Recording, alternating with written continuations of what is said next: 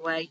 It was his celebrations service held today, of which it was well attended. So I'd just like for us to pay a mark of respect for silence, for a minute's silence again, and I'm going to give the opportunity to the leaders then to make a tribute to him if they wish.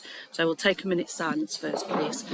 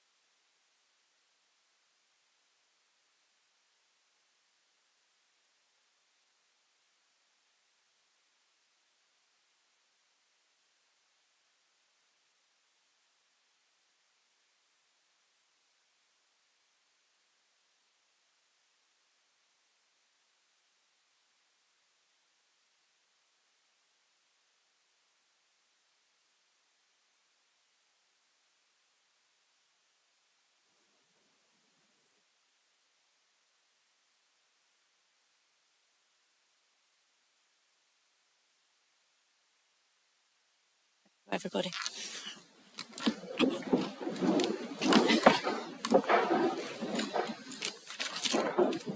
I'm going to ask Councillor Purdy if he would like to pay tribute to Councillor Lewis Rose.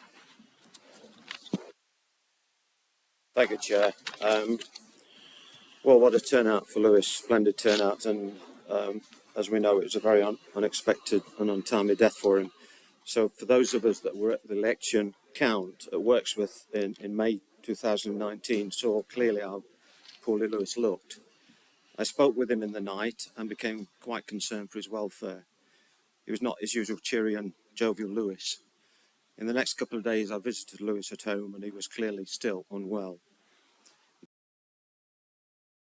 Of this authority in our group, and rest is history, as they say. But Lewis, I don't know whether to thank you now or curse you for that blessing. Seriously, it's a huge privilege to bleed of the Derbyshire District Council, and I think no matter who followed Lewis would have a very, very hard act to follow. He served more than 50 years, as those of you that are at church today. Phenomenal record, and he's one of those kind of characters that pops up every so often to lend himself to his community, and did so with high repute, as was evidenced today, and by all the calls that have come into me and to the Chief Exec. So in other words, his reputation spread far and wide. In following Lewis as leader, I've lost count of the number of people connected with the council work who have sung his praises and were very saddened by his unexpected and timely death. They've all asked for the sincere condolences to be passed on to Janet and the family. My personal view now, members, is that I hope that we can think about a legacy for Lewis, some kind of permanent memorial, as a fitting tribute. That's just my personal thought. But I think after someone's given such hard, long service for so long, I think the least we can do is find something to remember him by. Rest in peace, Lewis. Councillor Blitter. Thank you, Chair.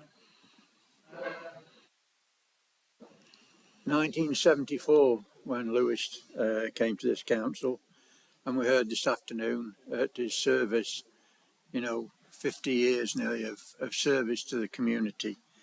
And it's not until something like this happens that you realise how little you know about the man.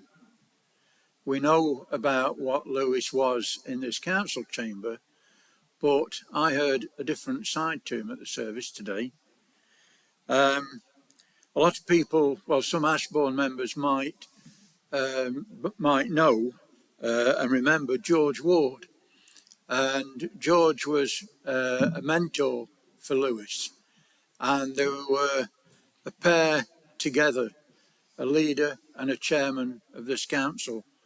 And I learnt a lot from George Ward, as did Lewis. But Lewis was a politician, a true politician, and we heard again this afternoon how he was dedicated to politics.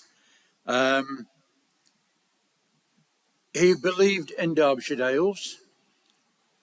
We didn't think at that time that it should have been named Derbyshire Dales, but it has come to life that it was a good decision, and we look at that. But he respected the whole of the Derbyshire Dales, but in saying that, he's like many of us, fighting for his own ward in and around Ashbourne.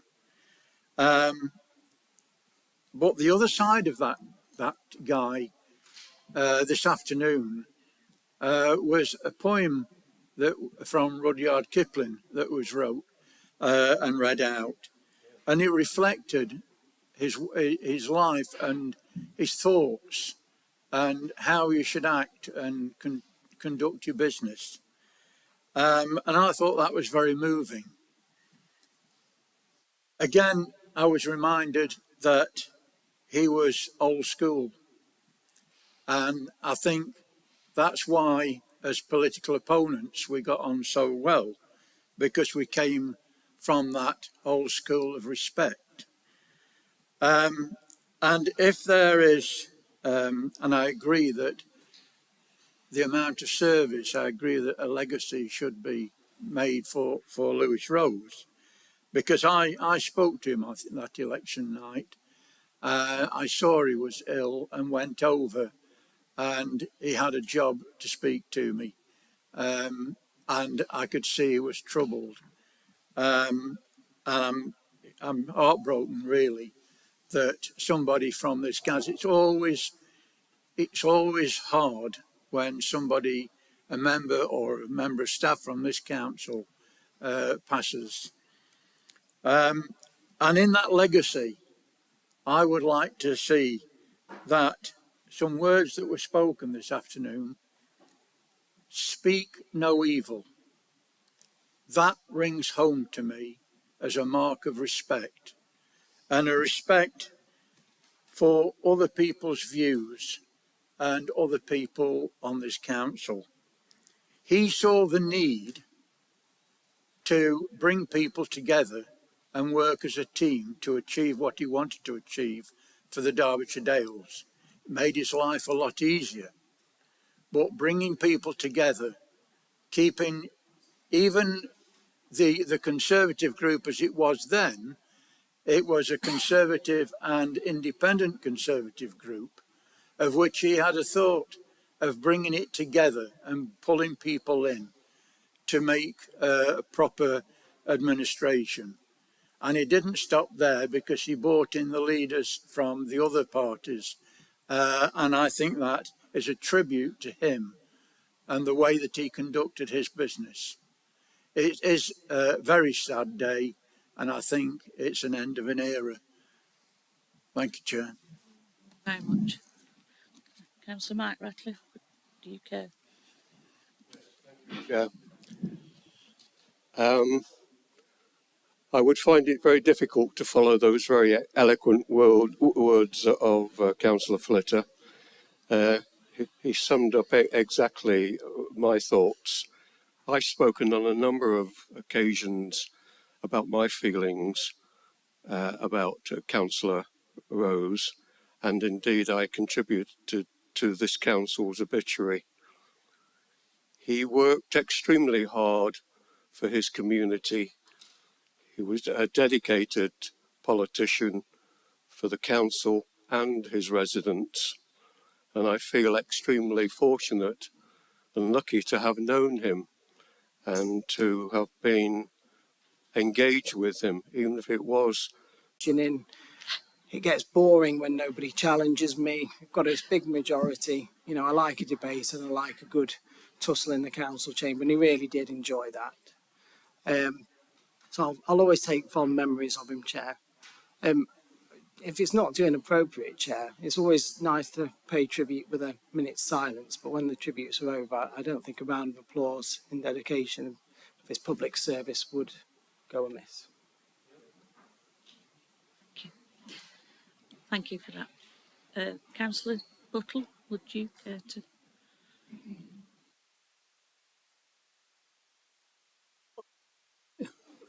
can't really add anything because our group was too late to the party, really. We didn't get to know Councillor Rose. I'm sad to say that. I'd like to have met him and got to know him. I just say it seems to have been obviously a massive loss for local government, and that's about it, really. Thank you. Thank you. I'm going to leave that at the, for tributes being paid as regards, because I've gone to the leaders of each group, I believe. Yes, thank you. So, upon what Councillor Swindle has just said, would we all like to make a round of applause?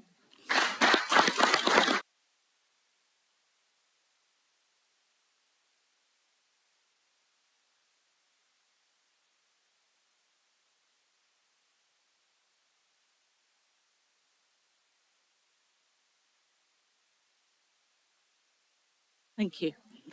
Okay, right, let's get down to business if we can, please. Obviously, we know what we're here for, so we're here to do the full council. So we'll start with apologies, please.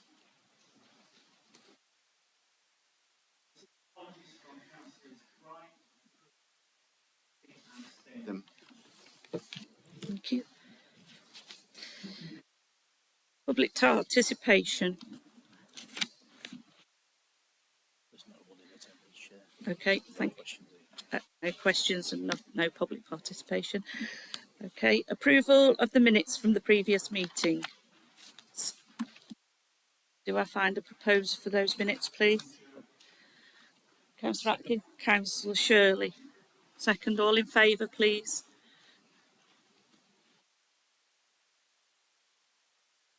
Thank you. I'll go to sign those off later. Thank you very much. Item 4, members' interests. Has anybody got any interest to declare, please? Councillor Wakeman, please.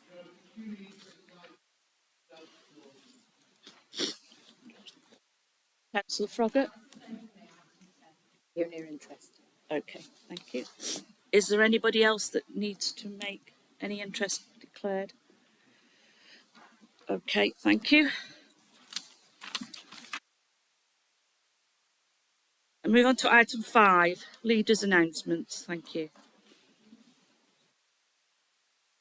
Oh, gosh. Thank you, Chair. Well, the loss of a loved one is always a time of grief and sadness, but the recent despicable act upon a loving home in Station Road, Langwith Junction, Shirebrook, by a burglar resulted in the murder of Mrs. Frida Walker and former Amber Valley Borough Councillor and Mayor Kenneth Walker, who is now fighting for his life in hospital. This council sends our sincere condolences to the family, friends and council colleagues at this very difficult time. The organisational update released on Friday 25th of January 22 once again reveals a large amount of work being carried out by dedicated staff and makes a more than pleasant change from the waste issues affecting us still. If you have not already done so, can I commend you please that you do read it and respond to the officers, because I have to tell you the officers are a little bit despondent. They're not getting any responses back. It shows a valuable record of what the authority is achieving. And in that, I bid a warm welcome to the new members of staff that have joined this authority and congratulate Chris Whitmore and Gareth Griffiths on their promotions. I want to apologise to our residents again for the non-collection of waste bins. We're nearly at the end of this saga and more will be revealed soon. So I'll leave that at the moment, if I may. A couple of weeks ago, I was invited by Councillor Trevor Ainsworth, County Councillor and also of Amber Valley Borough Council, to a meeting with Pauline Latham MP, whose area covers Belper. The meeting was at Belper. There is real concern for the UNESCO World Heritage Site Valley inscription listed by UNESCO. And the reason for this concern is the mainly dilapidated and run-down Belper Mill, but also the fact that Masson Mill at Matlock Bath is closed. And the other concern brings the fact that the inscription has been taken away from a UNESCO site in Liverpool. And also there's concern that the Stonehenge site might lose its inscription because of the proposed road. So Pauline's going to chase MP Huddleston to invite him to a meeting and I think that that will happen sooner rather than later, because make no mistake, we are really worried that we'll lose this inscription, and that we have to fight for. It was only won in 2001 through the hard work of Chris Charlton, thank you, the then director of the Arkwright Society, and the hard work of Barry Joyce up at county officers. So an awful shame to lose that. I know that it's not in your area, members, but it's still a part of the Derbyshire Dales. Members, you note I sent out some data slides on the sparse meetings last Monday. It reveals the stark fact that rural residents are taxed much higher than their urban counterparts, but suffer much less with benefits, amenities and services. So I'm working with Giles Down and Amanda Brown at County Council, with other sparse authorities in the country. Sparse simply means sparse areas, rural county shires, and this authority will play its part in being the lobby sparse pressure group to government. I'm led to understand that a white paper on devolution is due out 1st of February from Michael Gove, and we wait with anticipation to see what it means for this authority. Our case for county deal has been presented to government, and after 2 years hard work by county council officers on Vision Derbyshire, Derbyshire leaders and chief executives, I guess that it's fingers crossed time. Thank you, Chair. Thank you very much. 6, Chairman's announcements. So call now. Councillor Wayne, thank you. Thank you very much, Chair. On the 14th of January this year, Bakewell Rotary Club and the Woodland Trust invited me to a tree planting event on the riverbank at Bakewell, part of the Bakewell Agricultural Centre. We planted over 60 trees and some various bulbs, which I understand is the start of a larger initiative in planting trees in the Bakewell area. I thank all the parties for a very enjoyable day and a lovely sunny day. I wish them all well. On Sunday, the 16th of January, my wife and I attended the collation and installation of honorary and lay canons at Derby Cathedral. I was there to represent Derbyshire Dales and support Emily Brailsford from St Giles Church in Matlock, who was made a lay canon that evening. I wish Emily well in her role. The service was excellent and thoroughly enjoyable. Finally, on Tuesday the 18th of January, myself and my wife visited the latest installation called In the Mix at the Level in Roseley. And for those people wondering where it is, I thought the same. It's on the industrial estate at Roseley. The Level is an Arts Council England portfolio which challenges perceptions and traditional notions of art, culture and societal divisions. They produce and promote art that is powerful and has relevance to all in society, totally inclusive. The art is not afraid to be different. I would encourage those councillors to visit this facility, which unfortunately is in troubled times due to potential cuts and finance being removed by Derbyshire County Council. But it's mainly for adults with learning difficulties. Councillor Hobson was also in attendance and had a really good evening. Thank you very much. Thank you, Councillor Wayne. We're on to item 7. We're here to receive the minutes of the non-exempt meetings of council, planning twice over, licensing, council and governance and resources. I do believe you all should have received your minutes book by now. Can I move that we've been received, please? Councillor Donnelly, Councillor Purdy, thank you. All in favour?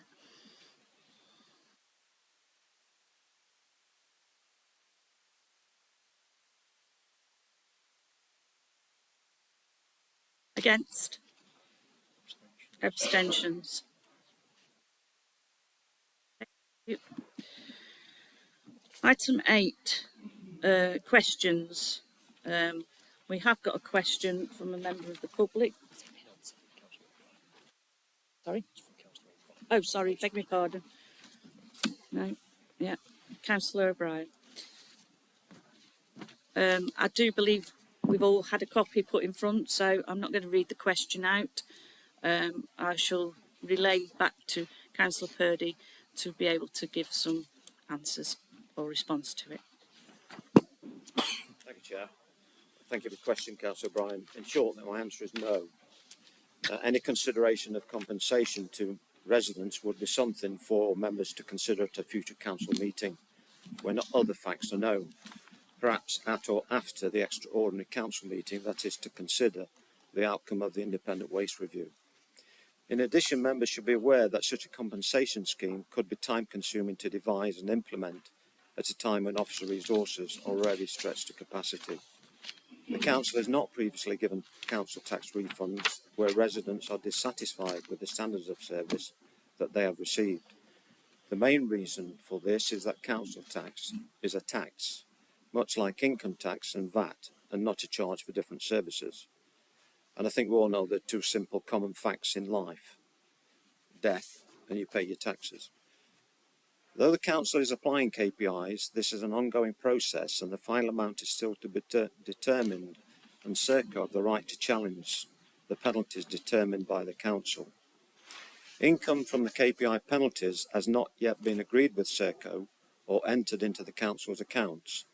It has not yet been included in a revised budget for 2021-22 and has not yet been committed to be used for any particular purpose. It will be for councillors to determine how this additional income will be used. Councillors have already agreed that residents who subscribe to the garden waste service in 2021 will be charged £35 rather than £50 for the service in 22-23 to compensate for the problems experienced this year. In addition, some of the KPI income might be required to offset unforeseen expenditure or loss income in the waste service in 2021-22, such as from reduced recycling credits, which have not yet been quantified and could be significant. Any remaining income could be set aside in a reserve to fund future liabilities, such as the replacement of waste collection vehicles, which is expected to require around £4 million in 7 years' time. Thank you, Chair.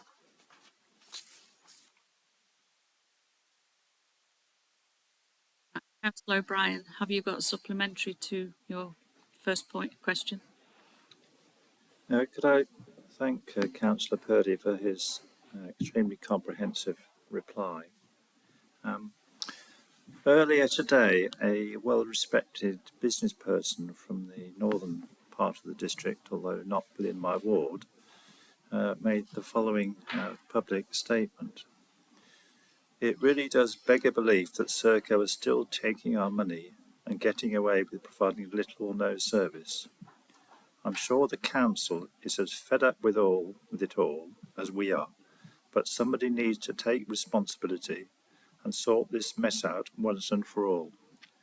Do you agree with me that it is for members sitting here this evening to take that responsibility and to take it swiftly?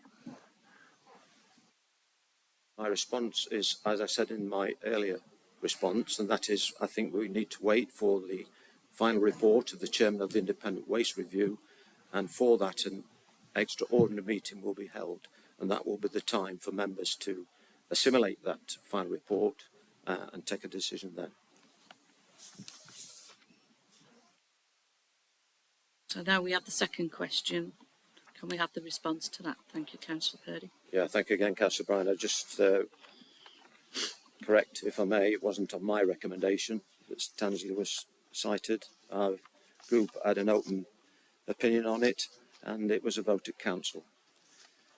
In accordance with resolution of Council on 2nd of September 2020, officers have been progressing the provision of a temporary and permanent traveller site at Nowell Lane, Tansley.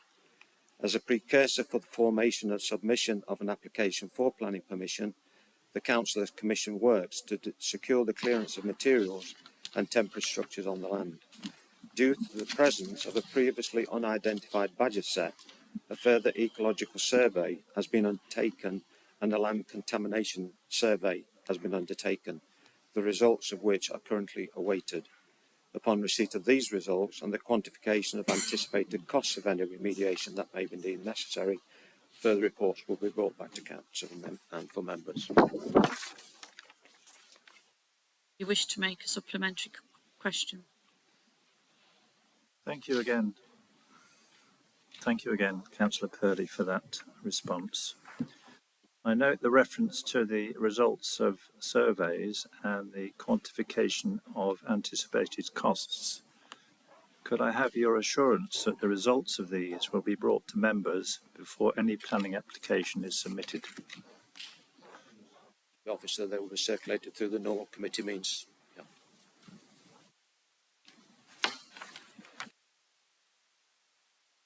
Okay, we'll move on to item 9. Thank you. Item 9, it's the empty homes premium and update to council tax discretionary discount policy. So I'll move on to Rob Coggins, please, and Karen. Thank you, Chair.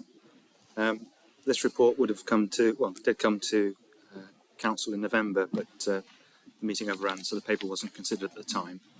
In order to progress the consultation, officers progressed that part of the report, and you'll see from the appendices that the results of the consultation are set out clearly in the appendices. During the consultation process, I did receive some emails and letters from owners of empty properties who wanted to reinforce their comments, and of course I directed them through the survey. I was hoping that everybody would have a chance to complete the survey, but one owner lives in Australia and didn't get the letter until the day the survey closed, and another owner who lives locally had a problem with their post and so also didn't receive the form in time. However, I have had their comments and fed them into my thoughts for the paper. I don't want anybody to miss out on the opportunity to comment, obviously. You can see from the report that we've had a reasonable number of empty property owners. We wrote to 200 altogether who had a property empty that when we get to the premium, if it's adopted, would have had an empty home for 4 or 5 years. So a reasonable number of empty property owners were able to respond, and a number, as you can see, of residents and also neighbours of empty properties who are often affected quite adversely by the condition of empty homes next door. I think in summary we've got about 80 properties at any one time that would be subject to this premium if members adopted it, and so we're not talking about a large population of people. I think that's the first main point. And what this policy is attempting to do is to try and encourage those people to bring their homes back into use. I think a reasonable person would agree that anything empty for more than 5 or more than 10 years is a bit too long in terms of a house standing empty and doing nothing and generally falling apart, which seems to be the case for a number of these properties.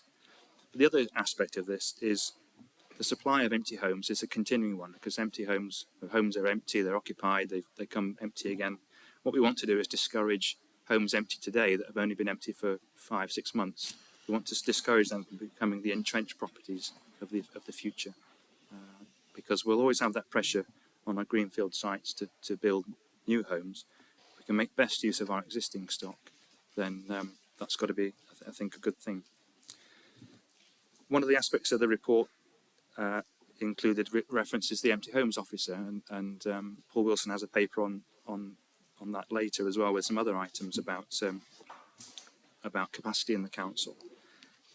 I do believe that we can't just give people a financial or economic stick, that there needs to be help and advice and support for some people to bring their homes back into use, and the paper references that in some detail. Most authorities have an empty property officer or somebody with more time that spends effort trying to bring empty homes back into use. Some owners are reluctant owners and fall into ownership through a variety of reasons and don't really have the wherewithal to bring the property to market or to rent it or to renovate it. And some aspect of support, I think, is useful in terms of trying to assist owners to avoid paying the premium, essentially. We're giving people 14 months notice before this premium comes in, so that's we're not hitting people this April. It's obviously something we want to do from April 23. There are aspects of the premium, though, where we can offer a discount, and I think at that point I'll pass over to Karen, who will outline in a bit more detail how that would operate. So in section 5 of the paper, it explains that some residents ask the council for a discount to effectively remove the impact of the empty homes premium from their council tax bills. At the moment, we can only do that under the current policy where there's evidence of undue hardship or where it relates to an age-designated property. What I'm recommending in this report is that we change the policy to bring it in line with government guidance. And that guidance says that where a property is genuinely on the market for sale or rent, then we shouldn't penalise the owner with a premium. And the way we can address that is to change our discounts policy. So I'm recommending a change to the policy so that we can award a discount equal to the empty homes premium where the owner provides evidence that it is generally on the market for sale or rent, and they won't need to demonstrate financial hardship. The changes are shown in Appendix 4 that was circulated after the main agenda, and they're shown in red so that you can see them easily. I'm proposing that these changes come into effect immediately so that I can deal with some current applications that I have, and they won't be delayed until April 23, like the introduction of the premium. Thank you. Thank you for that. Now, as Rob said in his opening speech, this should have come back in November. So I'd like to try and go straight into debate, if possible, please. So can I find a mover? Councillor Purdy. Backdated from November, and I think it's a very sensible and eminently fair policy change to our residents. So I move the officer's recommendation. Do I have a seconder, please? Thank you, Councillor Ratcliffe. So now I'd like to move into debate. Councillor Swindle. Thank you, Chair. Chair, it's sort of a comment / question and a seeking clarification. If you just bear with me, because a bit of a case study on this one, and I'm sure Tim, Rob, people will know what I'm going to talk about, and that was it's a property in Elton called Aqua Cottage. Until a couple of years ago, that stood empty for 30 years. Won't go into what, excuse me, why, but a couple of brothers owned it, and they didn't want to sell it. We don't know why. I don't know if it was a personal dispute, etc. There were numerous people in the village who wanted to buy it, particularly the neighbours, to make it a family home for their children and for other people in the community, and it stood empty for 30 years. It was this policy, I believe, when it came in, that made the difference. They eventually decided to approach the neighbouring property, the owners of the neighbouring property, and they purchased it. So this policy, in my opinion, is effective. It does work. It brings properties back into use and helps people who want to stay in their community do so. Unfortunately, though, this is where I'm seeking clarification, Chair, that it can also be a problem for that person that now owns that property. He's a young man. He is renovating the property at reasonable pace. He suffered through the lockdown, the original lockdown, which hampered the renovation works. But he is making serious progress on it, and he is making a genuine attempt to refurbish it, to make it habitable, to live in it himself, and to hopefully in the future have his own family in that home. Although he's making those extreme efforts to bring the property into use, he's now looking at the prospect of having the premium applied to him. So what I'm asking for is reassurance that if I've heard Karen mention about the discounts that can be applied to people with the houses on the market or up for rent, but if somebody is making a genuine attempt, as this resident is, to bring that property into use, and we can see that progress is being made on a regular basis, can that discount continue to be applied to them whilst they're renovating? Not only is it a big cost, but it then detracts from the cost of their renovation as well. But just to summarise, Chair, this is a young man really trying to make a home for himself in the community and bring that home back into use. Thank you.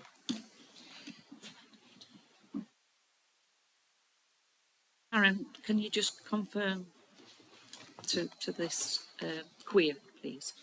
Yeah, I can't comment on a specific case, but what I can say is obviously it's up to members whether you want to expand the policy more widely than I've recommended. But I would ask you to bear in mind the following, which is set out in 5.10 of the report. So first of all, there was a lack of support in the consultation exercise for the relief and discounts to be made wider. Some people wanted that and some people were very much against it. So there wasn't a clear decision either way. For me, a big element is the cost. So for every discount that we give, the council has to stand 100% of that cost, whereas we only receive 14% of the income. The income has to be shared with the other major preceptors. It's just a quirk in the regulations, but it is unfair to the council. So that's a significant concern. And the other thing is more of a practical reason, and that is when I or the team in council tax are assessing applications, we need some clear criteria on what level of evidence we'd need to show progress, and that might be difficult. It's easy for someone to show me evidence that their property's on the market. They can point me to material advertising it. But some people might say that they are making progress and that they're having trouble getting planning permission and so on. And sometimes the evidence of that is very difficult to obtain. I'm not saying it's impossible, but it will take time to clarify that. Thank you for that. Can I just make everybody aware? Obviously, that was just set in. I don't wish individual questions for individual people outside of this. If it needs to be asked, then could this be done directly to Karen outside of this meeting? Okay, I'd like to move on to Councillor Ratcliffe, please. I had no hesitation in seconding the recommendations here. I've had empty properties in my ward vacant for coming on 12 years, and we have constantly tried to bring them back. The whole raison d'etre of this is about bringing empty properties back into use. It's certainly not about raising any income, although, of course, at first sight, first glance, that perception might be there in some minds. It's another armament, if you like, another weapon that can be used by the empty property, empty homes officer that we're going to put into place. The only thought I have that might be thought of as a question is, given the fact that we are going to give immediate effect to the council tax discretionary policy, why is it that we've got to wait until April 2023 before enacting most of the recommendations here? Why not bring it in with immediate effect? Let's get on with it. Some of these homes, as I've just said, have been empty for years, and it really is nothing short sometimes of a disgrace. The fact that you've got people clambering for accommodation, and there in full sight sometimes is an empty house that is simply regarded as a bricks and mortar asset rather than being there as a genuine home provision. So I second the vote. Councillor Ratcliffe, thank you. Councillor Slack, thank you. Thank you, Chair. Yes, I support the recommendations very much so, because same as Councillor Ratcliffe has said, there's been many empty homes in our ward which have been there for many years. But I think we have to be a bit sympathetic. There's many older people who leave their homes, go into care. Some get dementia and have to go into care, and they're in a care home, and they sometimes not able to make a decision and they've no family. I think we have to be a bit sympathetic with older people in this situation. If an house is empty, say for 3 years or more, we have to look at the circumstances. What the person who owns the house could be well in a care home and have dementia. So I think we have to take all that into consideration. I think a little bit of sympathetic kindness needs just adding to this recommendation, Chair. Thank you. Councillor Fitter.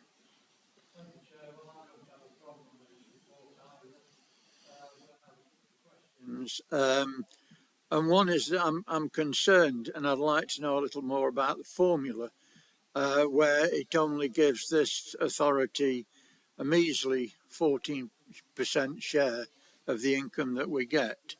Other amounts, higher amounts, going to other authorities, and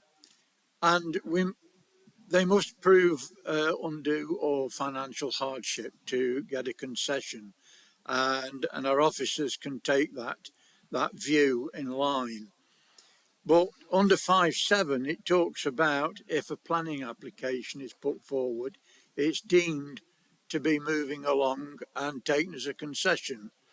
But I have to remind you that once a planning application has been granted, it can sit there for 5 years. And that would conflict with our policy, as far as I'm concerned. But a little more information about why we only get 14%. I think I would like some information, please, Chair. Is that something that we can get to you on another evening? It is. Then we'll go with that then. Karen, if you wouldn't mind giving the information to Councillor Flitter. Thank you. Councillor Allison, please.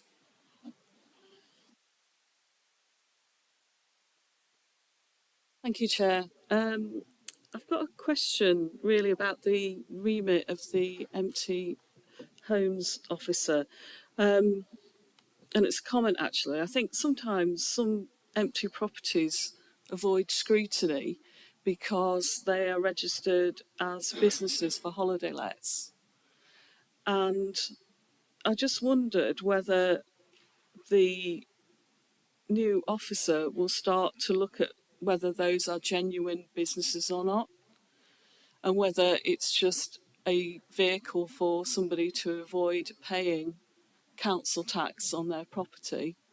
I think, I'm not sure about this, but I'm sure Rob will correct me, I think there's legislation coming forward to ensure that registered holiday lets are actually being rented for so many days per year. Thank you.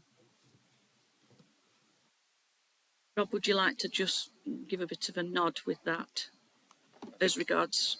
I think Karen's the expert. Sorry, as regards the officer doing what should be done. Okay. Yes, the regulations that Councillor Allison's referring to haven't yet been laid, but I understand that there's something going through Parliament where holiday lets will have to inform the council that the owners will have to inform the council that the buildings are being used as holiday lets and therefore should be applicable to business rates. I think it's if they're used for more than 140 days, but I'm not certain. So we're hoping to get that fairly soon. Thank you for that. Councillor Chapman.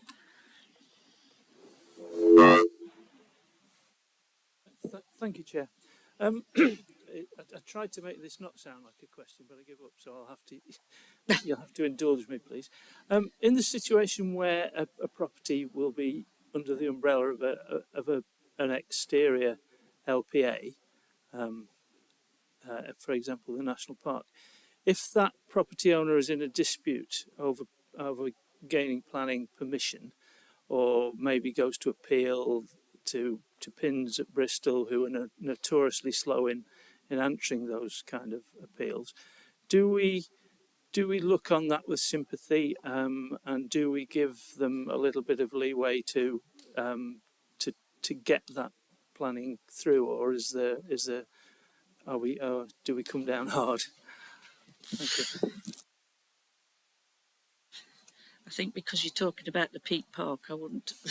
I think as a planning situation, it's a bit difficult. But I'll see whether Karen, can you just elaborate on that, please?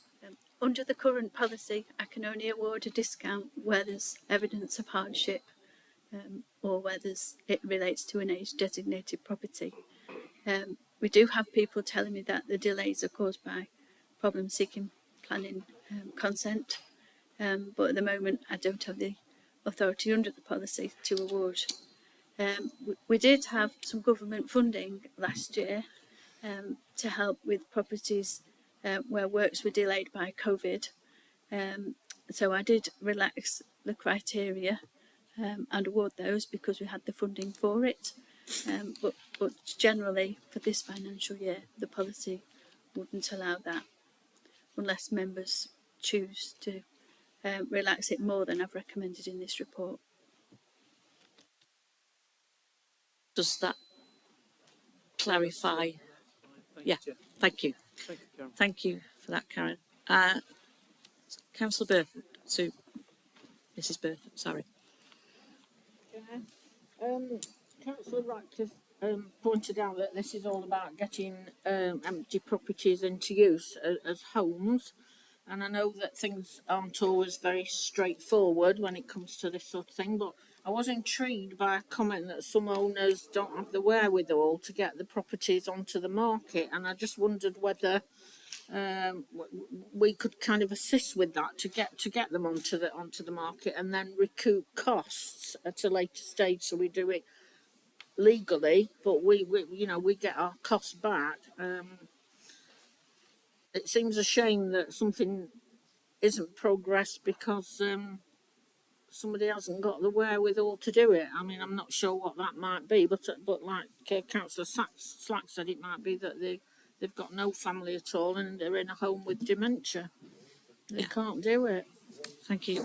Well, what I seem to have realised and read into it from what Rob was saying, the officer that we're looking into getting would possibly one that would help in that circumstance, but I'll just ask Rob if he will clarify that, please.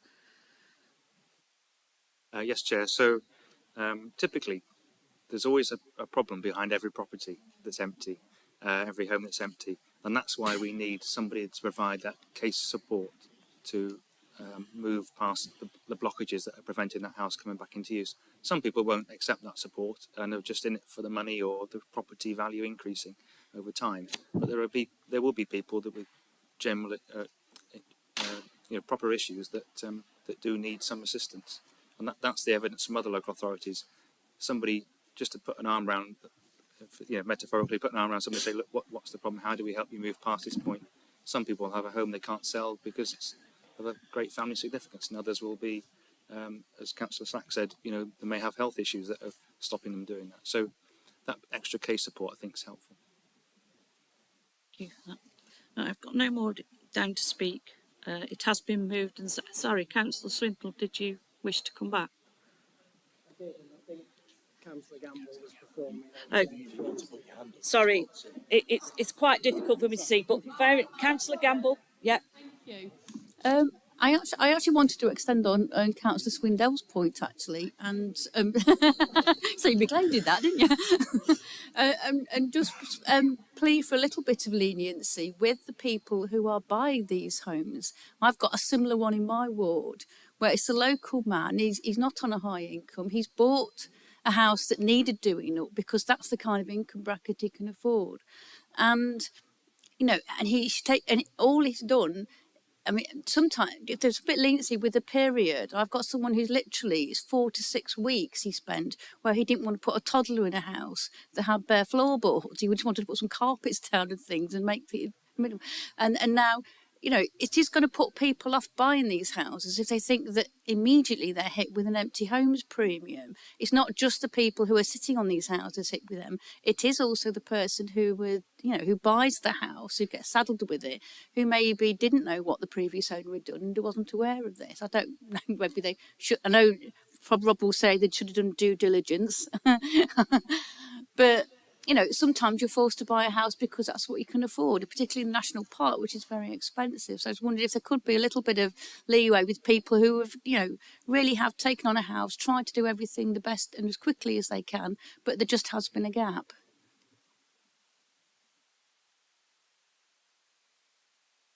Would you like to just elaborate on that, Rob? I'll have a bash, Chair. I think, as I said earlier, behind every property there's an issue why it's empty. And if we make lots and lots of discounts available, the policy won't have an impact. I take on board what you're saying, and I do think it's important to not discourage people. But if anybody buying property would do a survey, they'd get an assessment done, they'd talk to a solicitor, they do all sorts of things to make sure they're making a good investment decision. And some people are making bad investments, and we're not here to bail them out. In my mind, the housing stock is there for generations to come, and it needs to be managed and maintained appropriately. And this is one tool we've got to do that. But if people make poor decisions, it's not for the public sector, in my mind, to bail them out. To sit on the house, he's not made an investment decision. He's bought a family home. He wants to bring his young child up. You know, this is going to be a young family that's going to contribute to the school. Yeah, Councillor Gamble, yeah, I appreciate what you're trying to do and support somebody in your area. Would there be a possibility that you could actually take that up with Rob personally out of this meeting? I wouldn't have brought it up. I thought this policy was going to be fine. I wasn't going to say anything, but right, it's okay. just past it the way it is. I think I can't. Right, I'd like to go to the vote now, please. Councillor Youth. Comments. This will be quick, Chair. I would just like to say that not in my ward, but near where I live, there's another property like that, and I'm just wondering, in the same sort of situation as Councillor Swindle and Councillor Campbell. So there seems to be a pattern here of people taking over new houses that have been vacant for some time, and then spending time.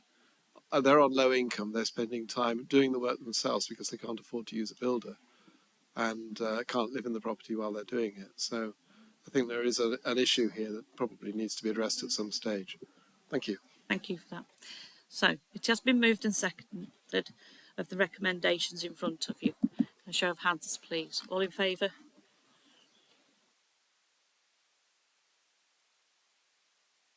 Against? 2. Abstentions?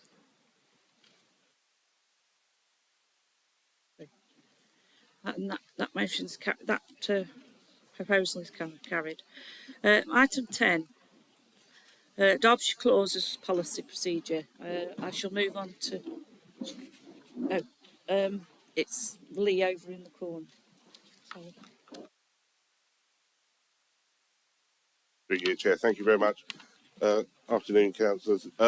This is the policy. It's a new policy for the Derbyshire clauses, and therefore that's why it's come to full council. Hopefully, I've raised most of the issues as contained in the report. Chair, this is generally a policy in order to try and streamline the process of making decisions on Derbyshire clauses. We're receiving a number of complaints from people that this decision-making process was taking too long. Therefore, in order to try and streamline, I've written a policy that delegates the decision with clear guidance to officers. And therefore, if the applicant is then unsatisfied, they have the right to appeal to members and plead their case. Being that this would be a specific hearing where they get to make their representations, it was considered the Licensing Appeals Committee would be the appropriate committee to hear that appeal, being that it's set up for that sort of basis.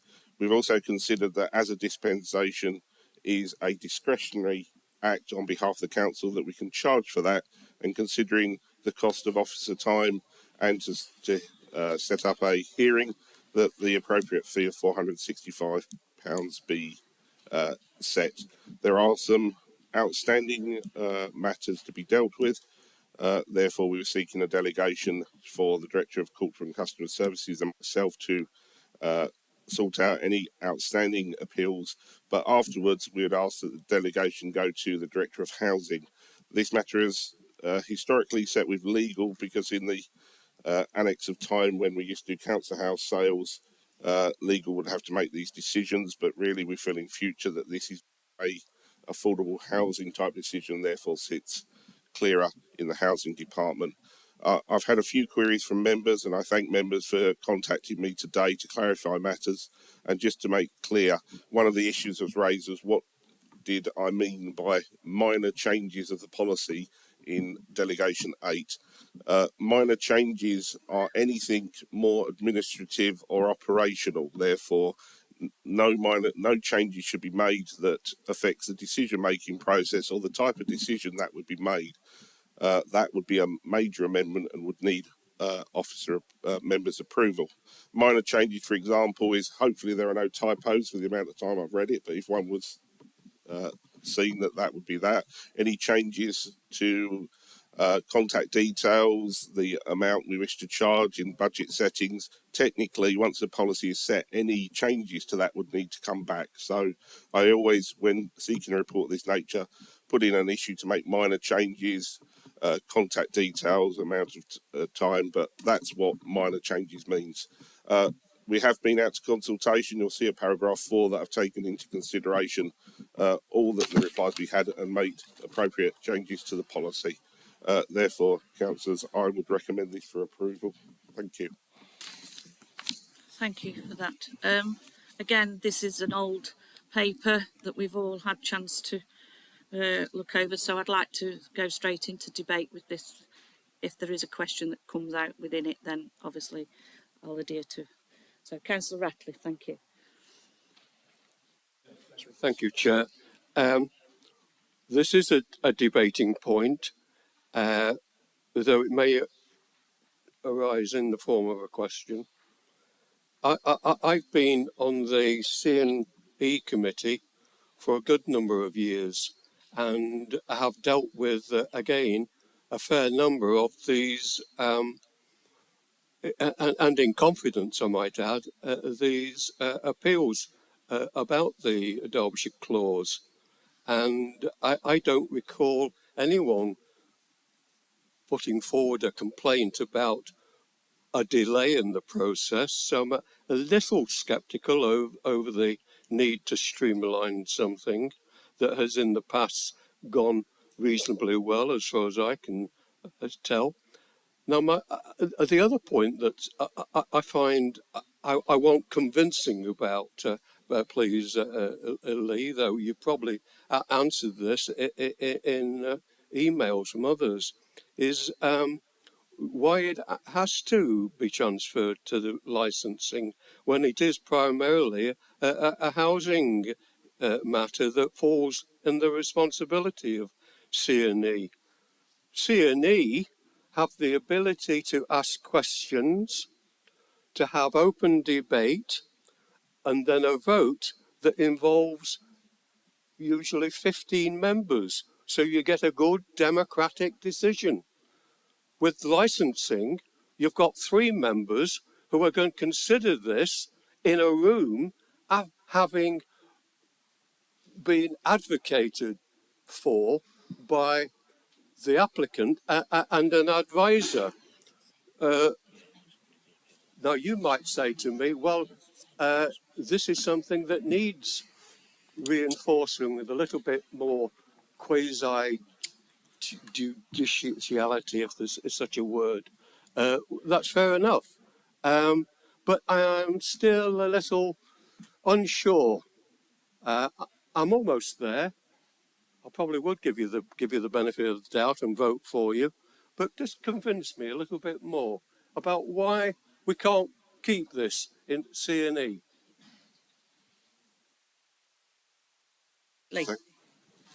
Thank you, Councillor Ratcliffe. Just going back, it's generally the opinion that Licensing Appeals Committee is set up to hear representations from members of the public. The C&E committee is a policy committee. It's there for setting policy. Whether it's an application for a license in a license or a gambling license or a taxi license, it is set up for people to come and plead their case to members. and for members to hear it. The C&E committee is not really set up in that sort of way. They would come, they would have 3 minutes to plead their case, and then in effect they wouldn't be heard on again, because that's a hearing process in the C&E committee. You get your public participation. You would also have issues of, you'll be talking about people's finances. It's much easier to make it exempt, to have a whole subcommittee hearing to hear these type of matters without those details being made public. We'll open a public meeting, go and exclude. Whereas a C&E committee, you'll have other business to hear on that day. And therefore, it's set up better to hear those type of matters and make those decisions. Without disrupting the general business that this council needs to go through at a C&E committee. Thank you. Councillor Allison, thank you. Sorry. Thank you, Chair. It's really regarding the recommendations that I've got. I'm a bit confused on, actually, so it'd be good to get some clarification on it, and I might have missed it in the report, so I apologise for that in advance. It's the recommendation. It says that the authority be delegated to the Director of Housing to refer any decision directly to the subcommittee of the Licensing and Appeals Committee where a decision is required that would not comply with the approved policy. So my understanding of that, if it doesn't comply with the approved policy, it's a refusal. And if it's a refusal, then the individual has a right of appeal, which will go through to the subcommittee of the Licensing and Appeals Committee. So why is that in there, and what does it refer to? What criteria would be used to refer something directly to a subcommittee? Thank you. Thank you, Chair. Through you. When writing a policy, it is very unwise to fetter the discretion of any officer making a decision. That makes it open to any judicial review or legal challenge. Generally, a situation, a policy is very clear that an officer should follow that policy and make the decision on line with that policy. However, all situations are different, all facts are different, and the officer has to consider that, and they may be faced with a situation where it is very clear from the wording of the policy they may have to either grant or refuse, but because of other situation and other facts that they are subject to and that have been provided, they might actually think that the right decision is not to follow the policy and actually to divert from the policy and either grant or refuse in that situation. If that situation arises, then that is the time the the officer should refer it to members to say, I wish to divert from this policy for these reasons, and then members should then consider that at an appeal and either agree with the officer or uphold the policy. But it's that situation where an officer thinks, I should divert from this policy, I think there's good reason to, I don't have the authority to do that, therefore, members, please can I have your guidance and can you make a decision on this? Okay, can I just come back on that? So can you give me an example of when that would happen?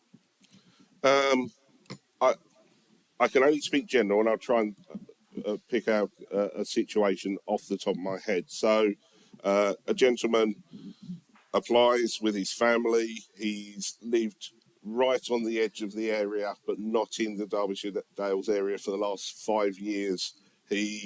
So technically he's not in the area. He wouldn't clarify, but he's right on the edge. He's involved in the local community. His children go to the local school. He attends the local church. He provides charitable support to the local area. The officer may or may not think that actually it decides that he should divert from that, and it's quite controversial, and he might want to ask members, do you agree? I'm not saying that members would, but officer might think in that situation that this person should deserve that situation, but the policy clearly says he's outside the area and it wouldn't be allowed. So in those circumstances, the officer making the decision might go, actually, I'd like to refer this to members. I'm not saying that situation would arise, but I'm just trying to think of an example that could appear. Thank you for that, Lee. I think, I was trying to work out when it would be applied and how it would be applied. So will those decisions be published then? And could somebody else then rely on that to get a referral from themselves? The issue you'll have with this, councillor, is, and through you, Chair, is a lot of these decisions will rest on personal circumstances. Because we'll be talking about people's potentially their finances, their children, it would all have to assess the information of the case in fact to see whether or not that would be an exempt report. However, what I have done is put in there that the Director of Housing has got delegated authority to amend the policy where clearly members are making a series of decisions that would back up a change. If, for example, under a policy, if situation X applies, it's a refusal, but every time it's gone to appeal on the last 5 occasions, it's been granted by the appeals committee and they've granted it, then clearly it's the will of members to go down that route. So that's why that delegation is in there, to try and make, the whole point of this is trying to get a clear and consistent decision-making process that's clear to the members of the public, so they know when they want to buy a house whether or not they have any chance of getting a dispensation or permission. Okay, thank you. Unfortunately, Councillor, it's not an exact science. No, it's because you're using discretion, but it's trying to get a clear indication to the members of the public and get that information out as well as streamlining the process for officers. Okay, thank you. Councillor Finesse. Thank you, Chair. Yeah, as chair of C&E, there's been some debate about this.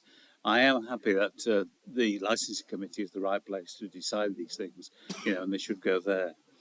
My concern with this is that the Derbyshire clause itself.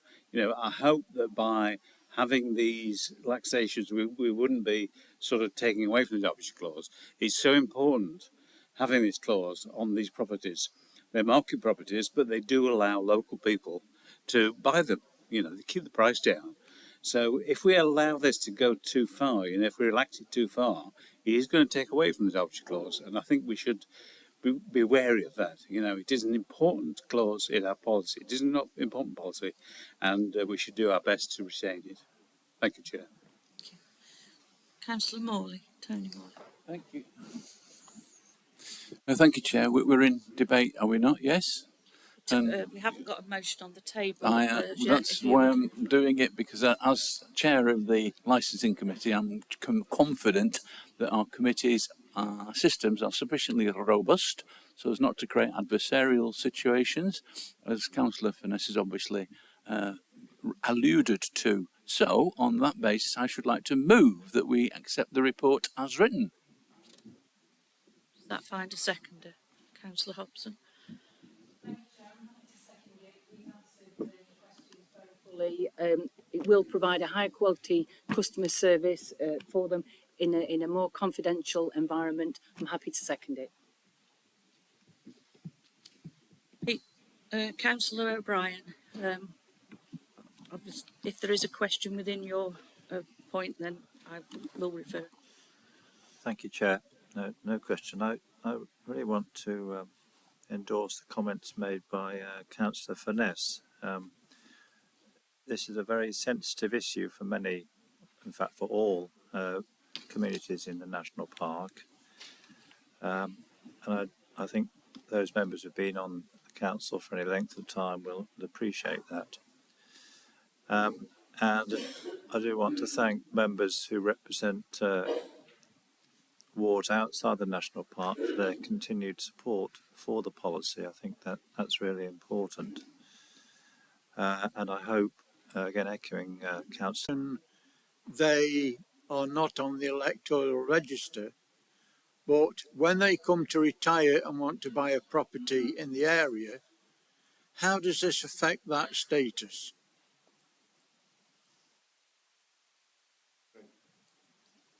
Sorry.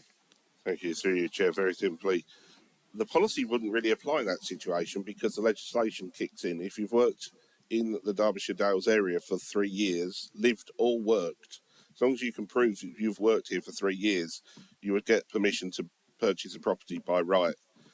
This policy only kicks in when you don't meet the criteria that the legislation has set down, and you need permission from the council to purchase under the provisions of the policy, and previous delegations have been set by the committee. Thank you for that, Chair. It does concern me because I know that it's not worked in the past. We've lost valuable members of the community because of the Derbyshire clause, and I would hope and respect that information that's just been given to me. Thank you. Councillor Swindle, please. Thank you, Chair. Lee, forgive me if this is in the report. I've had a busy week and I meant to read it in more depth and I haven't got around to it. I've dealt with quite a number of these issues in my ward, people coming to me with issues regarding the Derbyshire clause, but there seems to be a big emphasis here on people who want to buy it. You know, what the criteria is for them, but my concern is about people who want to sell their property with a Derbyshire clause and are struggling. That seems to be the one that always comes to me as a ward member for assistance. People who have got the Derbyshire clause on the property, on the market, they're reducing it, it's under market value, and so on, and they still can't sell it because of that Derbyshire clause. They will have people wanting to buy it who don't fit the criteria. What do we do to assist those people? I'm thinking again of a case in the past where the person was desperate to sell because they needed to move to be nearer to family to offer support elsewhere, not the other way round. But they couldn't sell it because the people who wanted to buy it didn't fit the Derbyshire clause, so they were stuck. And that's, I don't know what I'm asking for here, but a bit of reassurance on that point, please. Thank you, Chair, for you. Chair, can I firstly just, before I answer Councillor Swindell's question, just confirm there's nothing in this policy that's intended to diminish the power of the Derbyshire clause and what it was set up to do. It's just trying to streamline the whole process, and buying a property is stressful and time consuming. It is. Any delay in that causes undue stress, and it's trying to get a situation where we can get a consistent approach, because with no policy there was no guidance on members on how previous decisions might have been taken as well. So it provides consistent decision making going forward, but there's nothing there or intended to diminish that power. Councillor Swindell, just to refer you, that has been considered in the policy. It's under paragraph 5 that if someone is having difficulty selling the property and there are situations where they really need to sell, that if they can justify that, they can get a general letter of consent to sell to anyone on a one-off occasion. Thank you, Chair. Thank you.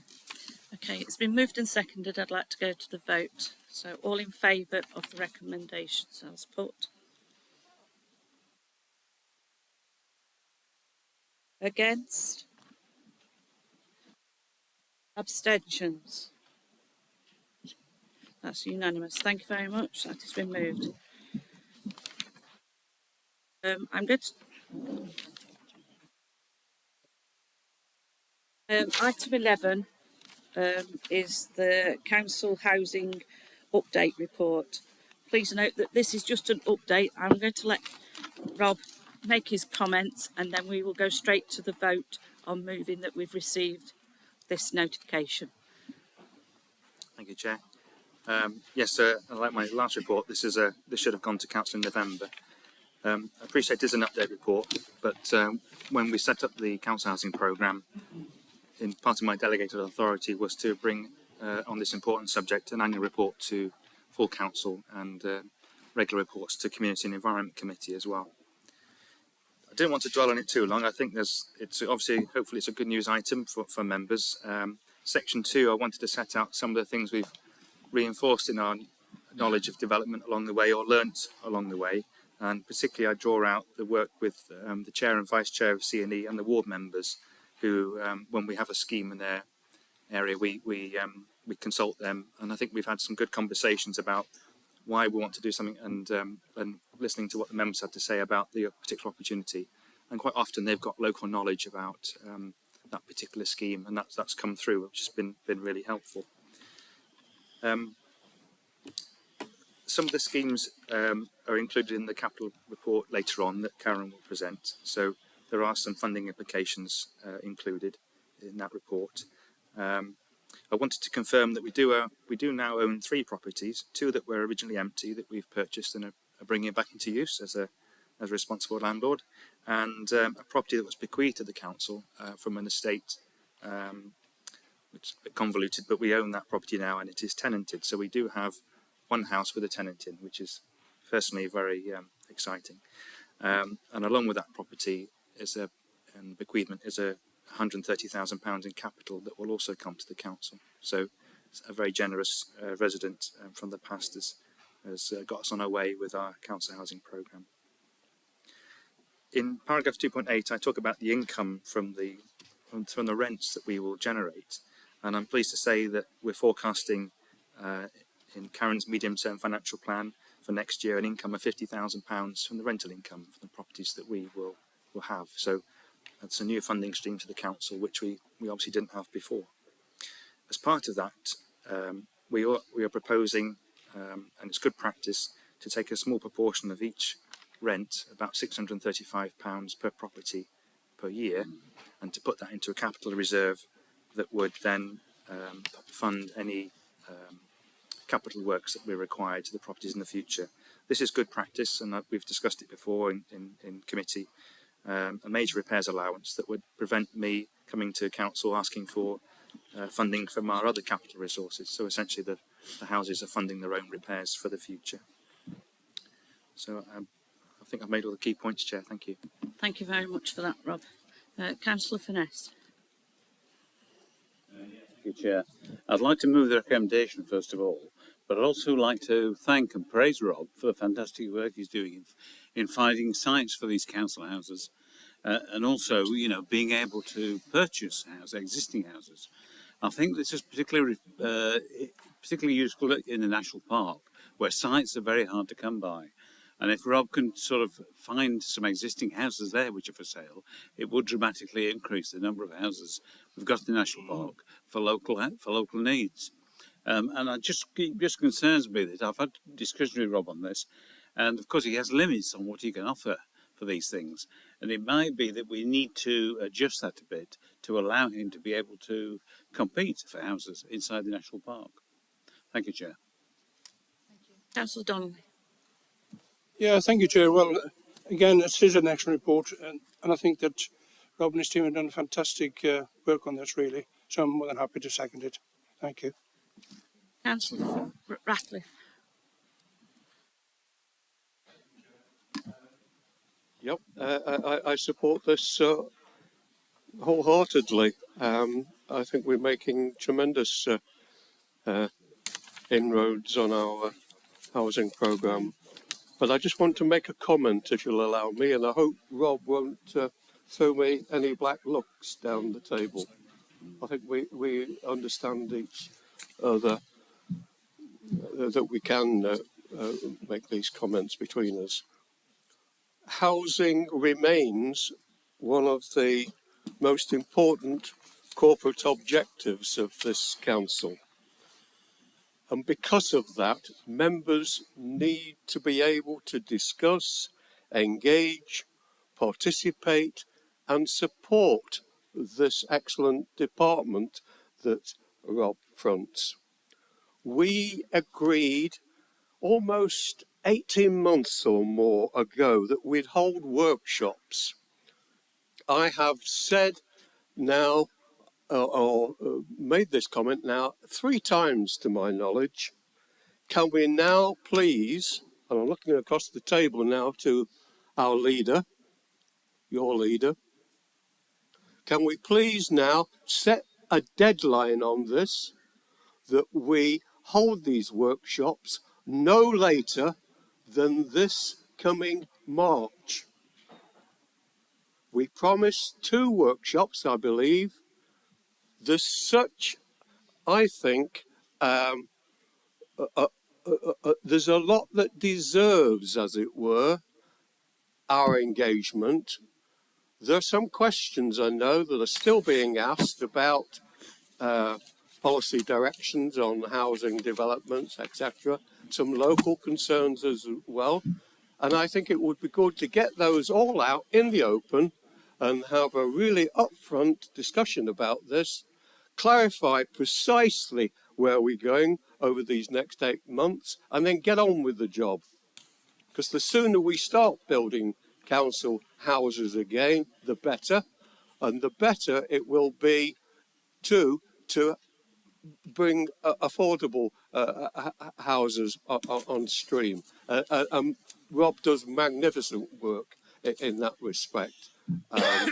So, as I say, I'm not taking anything away from Rob, but I just want this to take place since we did agree with it some, as I think, 18 months ago.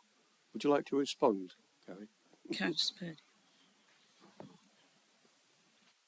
Councillor Ratcliffe, thank you. Well, you know what a record this authority's got for building affordable homes under the previous leader, Councillor Lewis Rose, but we were very land rich in those days.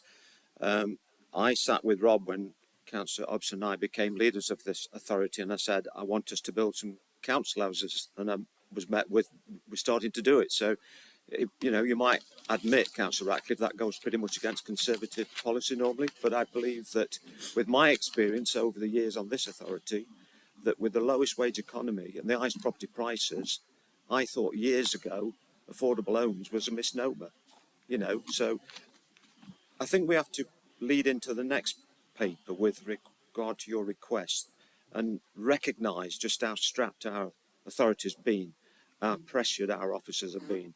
This latest push from government to get business grants out, so that we've had to use officers from other authorities, but I will work with the Chief Exec and we'll get these workshops on as soon as we can, Councillor Ratcliffe.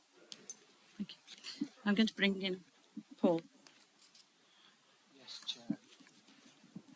Just picking up on that point, at the last council meeting, members approved the revised peer review action plan, and this was an outstanding action from that action plan, and members have already approved that those workshops will be delivered by April of this year, so that is certainly the intention.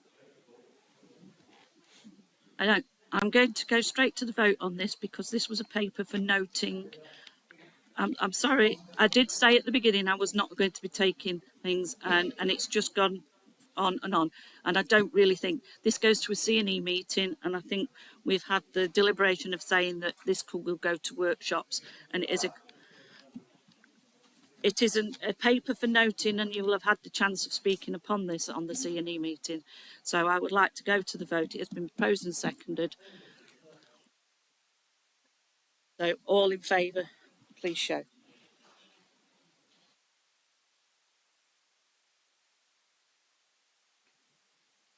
Against?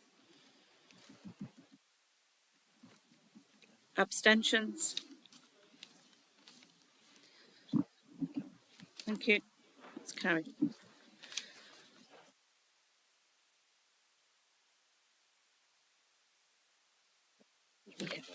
Okay, I'm going to move on, Paul. I'm going to move on to item 14, the local council tax support scheme, because it was brought to my attention by Karen that this actually needs to be done and approved before the end of this month. So we are now going on to item 14, the local council tax support scheme for 22-23.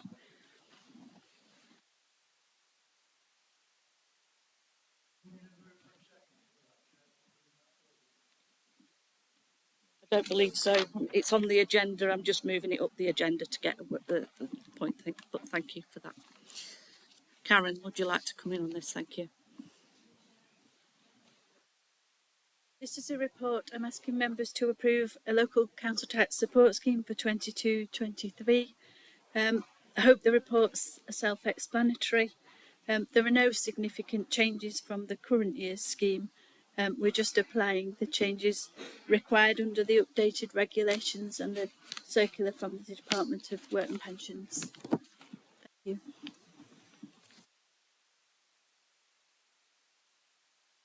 Questions?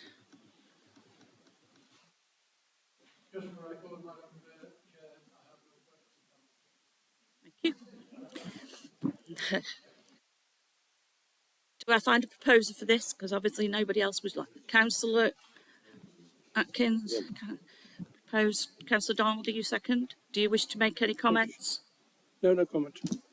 Anybody else wishing to make any more comments? I take it it's been moved and seconded. All in favour, please show. Against? Abstentions? That's carried then, thank you. We will go back to item 12, resilience, resources and priorities. Thank you, Paul. Yes, thank you, Chairman. This report sets out proposals to invest in additional organisational resources in order to ensure that the Council is adequately resourced to deal with existing and future priorities and challenges.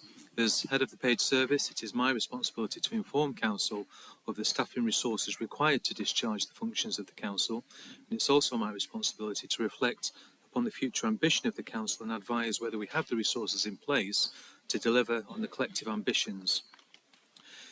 In this regard, I must inform members that there are increasing evidence to indicate that the capacity of the organisation remains stretched in a number of key areas. This is manifesting itself in increasing and unsustainable workloads and deteriorating mental health and well-being. As Head of Paid Service, I am also losing senior staff. On a fairly regular basis, these are staff who are very experienced, very difficult to replace, and as part of their exit interviews, they are increasingly raising issues of workplace stress, workplace pressure, and inappropriate work-home life balance. As a responsible employer, the District Council cannot ignore these, and as Chief Executive, I cannot ignore them. We need to ensure that the organisation is not only have the resources in place necessary to deliver the services required, but that the pressures and expectations placed upon individual members of staff are understood and are appropriately managed. The report is in a number of key sections, and I first would like to reflect upon the strategic leadership capacity. Whilst there are no specific recommendations in the report relating to this issue, there are a number of key issues that I do wish to bring to members' attention. Since February 2014, there has been a significant reduction in strategic capacity, and this has coincided with the Council undertaking a series of ever more complex, large-scale projects. Certainly within the last 2 years and the COVID-19 pandemic, the current demands placed upon the Council's corporate leadership team and certain senior officers are simply unsustainable, with little appreciation of the impact that this is having upon employee well-being. There is a limit to what is reasonably possible, and certainly in recent times that limit has been consistently exceeded. That situation cannot become the norm. It's not a sustainable position for the organisation to be in. There needs to be a greater appreciation of officer capacity and resource limitations, which includes the personal demands of members placed upon individual officers outside of the agreed council and service priorities. Similar challenges also exist at senior management level. As a small organisation, we have a number of individuals who are what may be called singleton posts. Some very high-profile singleton posts, most notably estates and facilities, and everybody knows how significant demands are placed on that particular key officer. As an organisation, there is often insufficient capacity to respond to members' individual service demands or external service demands which lie outside of the agreed corporate priorities. It is therefore vitally important that as an organisation, once we agree those corporate priorities and we set them, they are respected and they take precedence over everything else unless Council agrees otherwise. Turning to individual issues of organisational capacity, there are a number of areas that require immediate attention. I'll go through these in turn. The first is electoral and democratic services. Within the report, members have a proposal to restructure that particular team based upon a number of resignations and the retirement of one individual within that section during the last few months. That team has been severely depleted for the last few months, with 3.6 full-time equivalent vacancies that it's been carrying.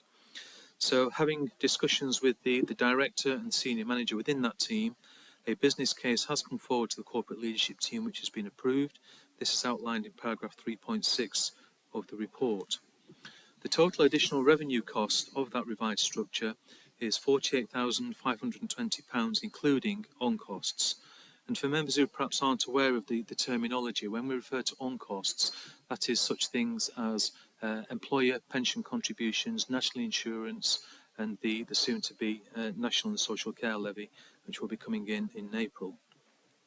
There is therefore a net funding shortfall having regard to existing vacancies on the establishment of just over £14,500, and the request within this report is that those additional costs be included within the draft budget for 2022-23. The second area I'd like to turn to is regeneration and policy services. Regeneration and policy services have undergone virtually no structural changes since the formation of that team in February 2014.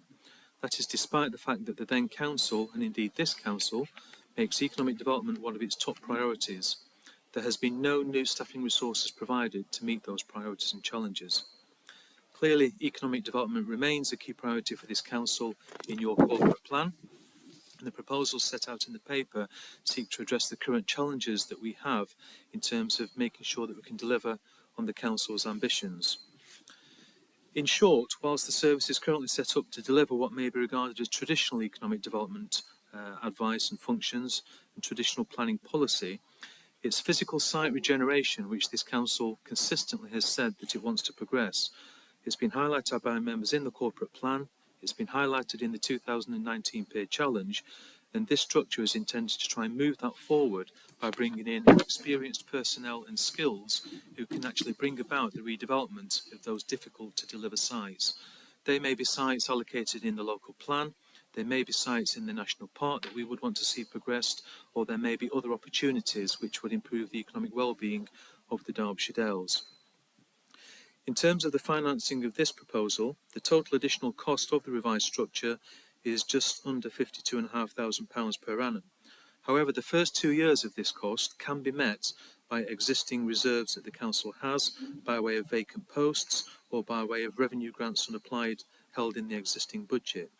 So it is only in year 3, which would be 24-25, where there will be a net additional cost to the authority of £35,310, rising to the full cost in year 4, which is 2025-26. Again, I'm asking for council to approve these additional costs in the draft budget for 2022-23. The third area I'd like to turn to is digital transformation. At the meeting of the Governance and Resources Committee back in September, members approved, in principle, Phase 2 priorities for the delivery of that programme. The digital transformation programme has been absolutely key to the Council's ability to meet the challenges through COVID-19. Over £37 million worth of business grants were paid. Had it not been for the work of that digital transformation programme, that would have not been possible. Clearly, digital transformation is increasing. Many more of our residents are wanting to deal with the Council online, and the uptake in online service demand, website visits and so on and so forth has increased very significantly in recent months. The 2 members of staff who've been responsible for the delivery of that programme are both on short fixed-term contracts which end in June. Therefore, if members want to fulfil the ambitions of that programme, as indeed Governance and Resources have already approved, then the request is that those contracts be extended for a further 2-year period. Traditionally, this programme of work has been funded by the Customer Innovation Reserve, and there is a recommendation elsewhere on the agenda that we actually supplement that reserve again to cover these costs. The costs will be met from an underspend on this year's budget, which is currently predicted. And the final element, Chair, is the Empty Homes Officer. Members this evening have already considered the issue of council tax increases for long-term empties, and as Rob Coggins has already advised members, whilst that may be the stick to take to tackling the issue of empty homes, we need the carrot. And the carrot is to have somebody who can work with residents to help them, to guide them, to ensure that they don't ultimately have to face that increase in council tax, because ultimately it's not the council tax we want, it's the homes being brought back into use. This appointment, if members were to agree to it, would be one such mechanism, which is indeed a mechanism which other authorities have themselves, and we haven't had for quite some time. So that is a summary of my report, Chairman. Thank you very much. Questions, members? Councillor Gamble?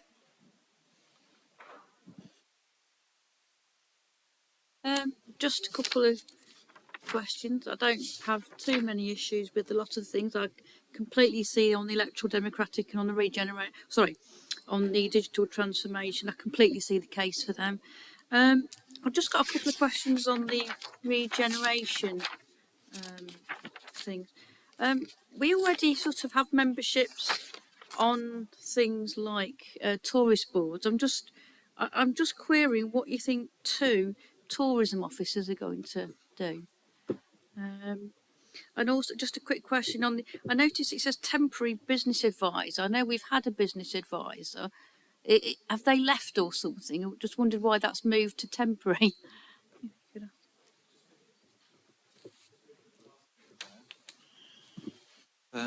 It's always been temporary because they're on a fixed term contract. So that situation will be no different to what we've historically had. Clearly that individual is very, very knowledgeable, has been extremely successful for the Derbyshire Dales, and clearly would like to continue that arrangement. In terms of the tourism officer, the actual structure of that particular team was brought about by bringing a number of different officers with different disciplines and expertise together. And the tourism officers that we used to employ purely on tourism work have actually expanded their profile and their remit, and they've been much more active on economic development work. So it is proposed that we would actually continue with that arrangement moving forward, so it would be much broader than perhaps the traditional tourism that members may be thinking or perhaps have previously been accustomed to. Okay. Thank you. I suppose just one more question to come back on that. Really, on these roles, can I be assured that at some point in the future that we sort of retro look at this and make sure that they have sort of earned their money? Because I think, you know, if we're going to spend money on development, we need to see that actually happening in the Dales to make sure that that we are getting the value of the cost of that resource. Yes, Chairman, I think that is a very fair point, because ultimately, if the council is going to be investing in resources, you do want to see the outputs from that, and the outputs will be some of these very difficult to develop sites that have been around not just for 1 or 2 years, but there are some that have been around for 20 or 30 years. We clearly need to bring those to the market. We need to get activity moving forward, and we need to generate the jobs that our residents desperately need. So the outputs will be very much linked to the economic outputs that the council monitors on an annual basis through the economic development plan. Okay, okay, thank you. Councillor Tony Morley. Yeah, Paul, it's a very comprehensive report. It lays out very clearly what we need. We're all aware of the casualties that we've had, the people that have gone. The question really, I'm asking you to look into your crystal ball and say, how confident are you that if, as I hope, we can accept these recommendations, that it will ease the pressure on our officers?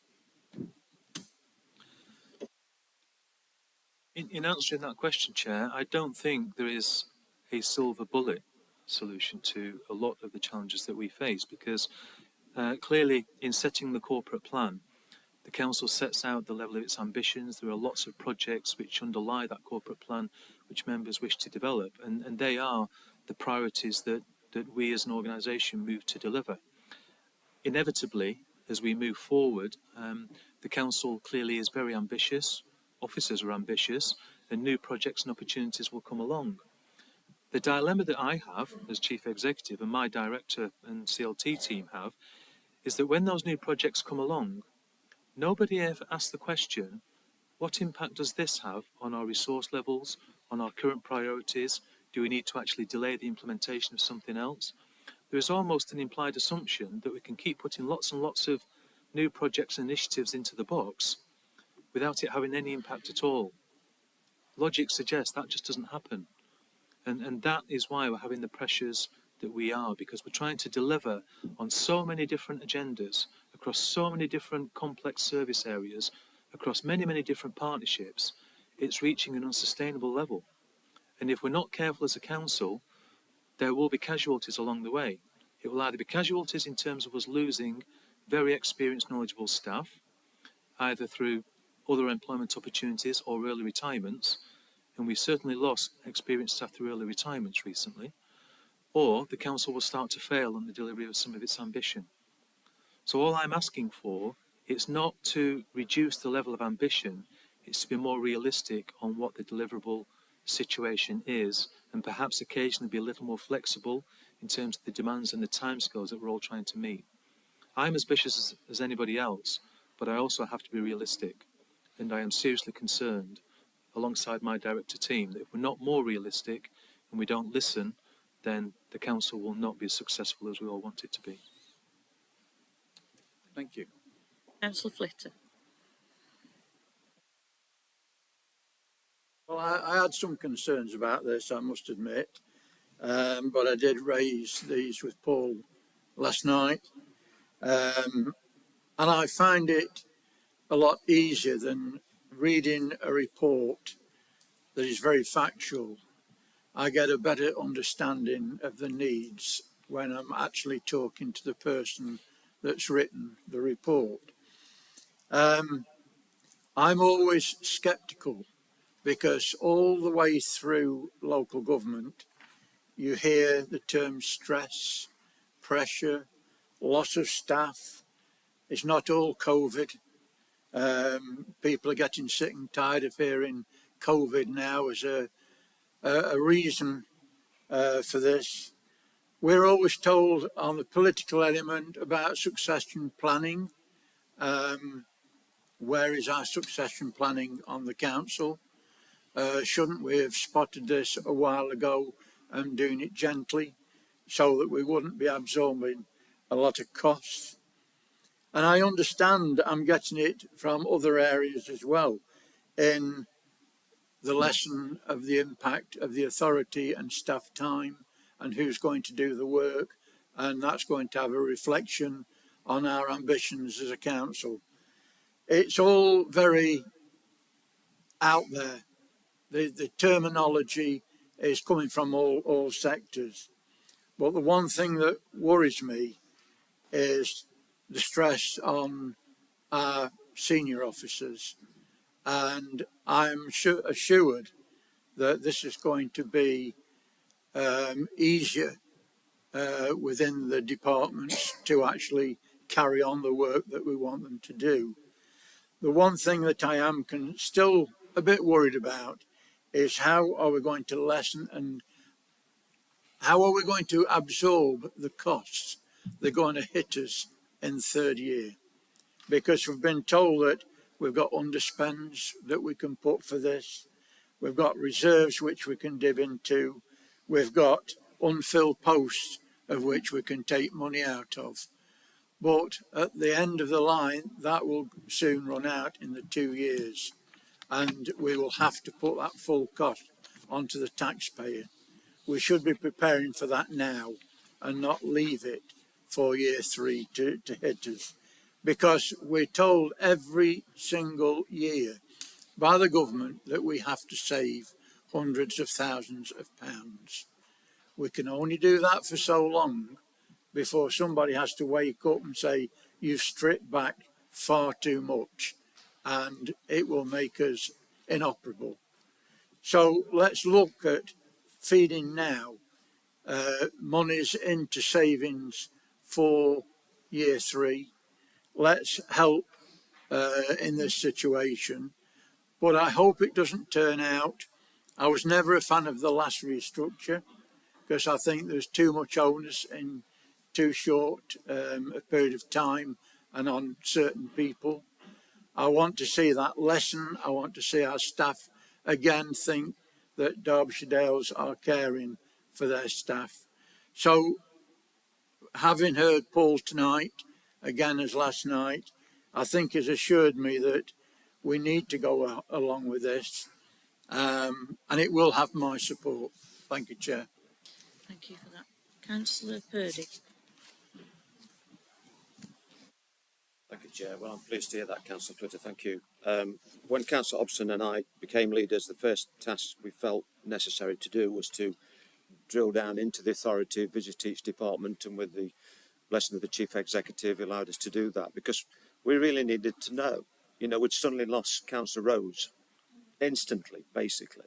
There was no transition. There was no plan for me to become leader. He was ill and he was gone. And so we needed to do our own work. And what I found, quite frankly, worried myself and Councillor Hobson. And I'm sure Paul will be reminded of the conversation we had when I said to him, I'm worried about your position. You're a single officer. What would happen if you went under a bus tomorrow? And we've got too many single officer stations. And I was frankly disappointed when Paul's last paper was withdrawn because they were concerned that it might get through. So I'm fully supportive of this. I think we need to recognise the long road that local authorities have been on to this low point. And that is the fact that after the note on the Treasury table, there's no money left. Bless him, George Osborne put us on the 10 years of austerity cuts. So we had a budget cut, a budget cut, a budget cut, a budget cut. We had to share services, etc., etc. And we that have been around a long time, we know that story. And then in 2019, who knew what was around the corner? 3 tsunamis, I'm calling them. The floods, pandemic, and Serco. The government have instructed that business grants have to go out by a certain date, no arguing. So the Chief Exec has had to pull officers from each of the department. And we're not serving the public as we want to.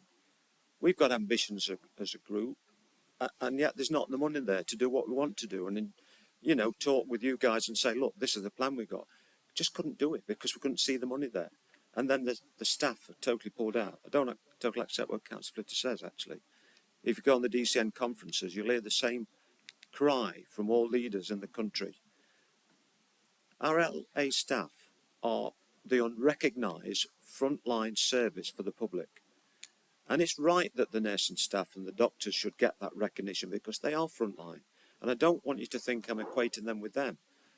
But our staff have gone through hell this past 2 years. Not just our staff, but other staff in other local authorities in the country. And you hear it and see it and read it when you talk to other leaders. We've been decimated. All local authorities have been decimated. And yet, the public expect more and more and more. So how can we deliver? We have to start squaring the circle. And I've got no problem with saving for a rainy day. I absolutely agree with that. So I hope members can realise what your Chief Exec is saying. And that is that this authority is creaking. And if we don't plug some of the gaps, I worry for the other staff left. So I do hope members can support Chief Exec's paper. Thank you. Councillor O'Brien. Chair, some of the skills required for a number of these posts are in quite short supply, and the regeneration posts are probably those where the skills are in most short supply. Delivering regeneration in the Dales is just as complex as delivering it in Sheffield or Manchester or Stockport or Derby or Nottingham, and yet the level of remuneration we can offer is often much lower than those authorities, particularly if we want to tempt skills from the private sector. And I think we do need to have the highest skills. I think that's what the district justifies. So I think we've seen that it has been difficult for the authority on occasions to recruit highly skilled individuals. I think when we looked at the recruitment for the recent development management post, I think that was evident there. So what I'd like to hope that the Chief Executive will do will make sure that the salaries we're offering are those that will entice highly skilled individuals, and that if in the event when you do go through a recruitment process, you find that for whatever reason we're not attracting the right calibre of individual, you'll be prepared to come back to leaders, if not the council, to make the point that perhaps we do need to review what's on offer. And I hope that your colleague officers will accept that there are some skills which are in shorter supply than others. So on occasions you may get some differentials across the council. We don't get into a problem with comparability between different services. But my plea is that you go all out to attract the highest quality, and that our salaries are pitched such that you can achieve that.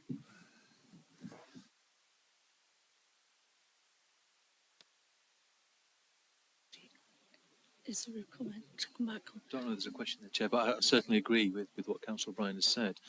This post in regeneration policy has been pitched at the top of the senior manager pay grade that the council has. So it's gone as high as it can, and clearly we'll have to test the market and see what the outcome of that process is. Thank you for that. Councillor Slack, is this a question? I've got a few people down as a question. You want to talk in debate? Okay, well, no, this is more of a question still. So I'll try to pass you over and come back to you. Okay, thank you. David, Councillor Chapman, yours debate. Colin Swindell. A question? No? Okay, thank you. So, in point of all of this then I don't believe there's any more questions. Is there a question? Thank you. Councillor Hughes. Chair, really this is a question for Councillor through you to Councillor Purdy. I heard what Councillor Flitter said about concern about the longer term financing of the posts. I'm fully supportive of the recommendations, by the way, and I hear what Councillor Purdy has said about the reduction in the number of posts over the last 10 years associated with a reduction in funding for local authorities. And now the model for funding local authorities has partly changed, and we get to hear how much money we have to spend very, very late. And also a lot of that funding is tied to specific initiatives. And this makes staffing the local authority risky, financially risky to the local authority, and it means that you have to have short-term contracts and so on. So could I ask through you, Chair, to Councillor Purdy, if he could take this forward, the concern that I have forward about how local authorities are funded, the short-term funding and the late funding to national government. Thank you very much. Thank you. Sorry. Yes, thank you. It's on every agenda board meeting of the DCN, the LGA. We press ministers regularly. You know, I've recently written to Christopher Pincher about certain matters, and we press our MP. Absolutely. I do not agree with the way that central government feeds money out to local authorities. As you say, we're always late to know. Here we are, we've only got 1 year's settlement this year. It's not good enough. We can't forward plan. We don't know where we are. We keep batting it back, having a go at the ministers. So I might go down there and strangle a few of them soon. Cheers. Okay, Councillor Shirley. Sorry, I would like to move the recommendation, if I can, recommendations 1 to 5. I think it's a sign of a good authority to regularly examine what resources it needs and actually put the money towards those, despite the difficult resources we get from national government, and obviously limits to what we can raise locally. But I think the proposals put together here are a good way ahead, and I'm happy to move that. Does that find a seconder? Councillor Hobson. Second all the recommendations. Paul's not pulled any punches here. I think it's really excellent report. Councillor Purdy, I have regular meetings with the Chief Executive and other staff, And we've heard increasingly about the pressure that officers have been put under. And I make no apology for saying again, please, you know, members, we're not wanting to be challenged or questioned. We're not trying to stifle debate, but please be aware of the pressure that officers are under when you are emailing or telephoning. Just a little more patience. It's the same with council meetings and getting through the business. You know, we had a occasion a couple of meetings ago where officers sat for 3 hours and we didn't even get to their business. And I just think it doesn't reflect well on members. So I'm happy to support the recommendations. Councillor Mark Ratcliffe. Really, first of all, I would wish to go on record as supporting what Councillor Flitter alluded to before about the need to maintain a scrutiny on management processes and clearly to keep control of finance, because that's extremely important. But I was very taken with the comment that Paul was making there about the stress and feeling that's been engendered in officers. And the thought struck me, and maybe I'll receive some criticism for this, but some of that has can be laid at our door. You know, we should never ever forget that meetings like this set a particular tone, and that tone gets passed down through the structure. You know, good councils are not just about who gets paid the highest salaries and how many staff are employed. It's also about the support, if you like, and the unified approach that both members and officers have towards a shared objective. Some of that has been lost over these 18 months, 2 years. Some of it is not all our fault. There have been some very vital issues that have needed airing and debating. But some of that friendly criticism, whatever, had spilled over into the more hard-edged accusations. And I'm sorry for that in a way, because I think it has affected some perceptions. At least the message, that's some of the message that I've got back, that some of the reasons why some staff have left is because they're disillusioned with, if you like, with the way that the council appeared to be going. I think we're coming back from that edge, I have to say, and I think we're beginning to now have a more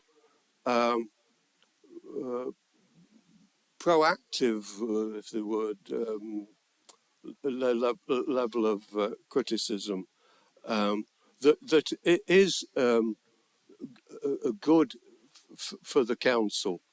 But I wouldn't like to think that you know, that we maintain this ill feeling sometimes that gets engendered through oppositional stances.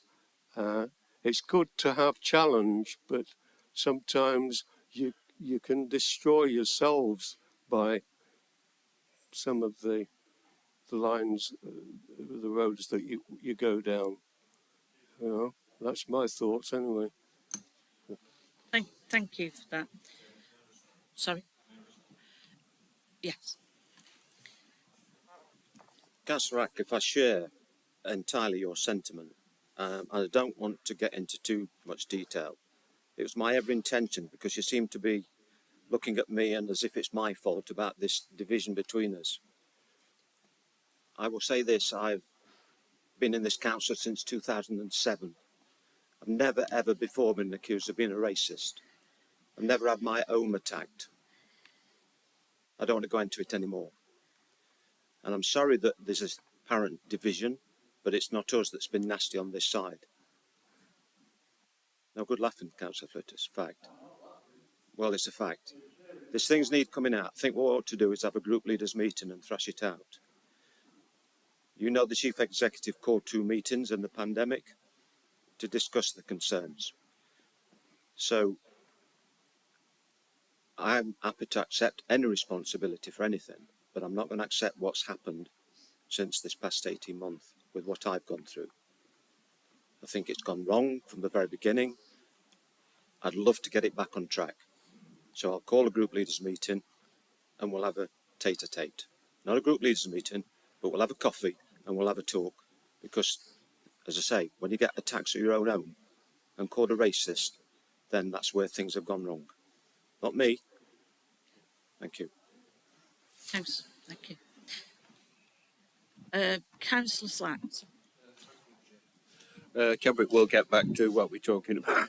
I'd like to thank all the staff, every one of the staff and the chief officers for the tremendous work they've done over the last few years. If it wasn't, and all local government actually, if it wasn't for local government doing the work they have done over this few years, the government would be in a big mess, really. It's local government which is getting us through this pandemic and the work they've done. But as Chief Executive said, a lot of the employees are under tremendous stress. They have been really stressed, all the different extra work that the government's put on them to do, all the grants, and it's tremendous amount of work being put onto local government, and you can understand the stress they're under. And I agree, I don't always agree with Councillor Perry, but I do agree that we've got to support this Paul's recommendations. They are right, they will get us through, and there will be costs in it in 3 years time, but we don't want to lose any more staff.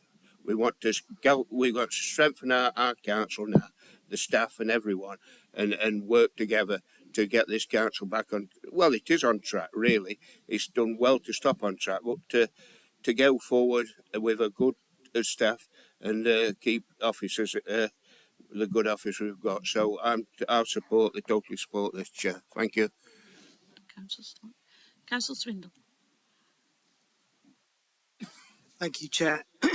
When I read the report, I went through it and raised a few eyebrows, but generally I thought it was okay.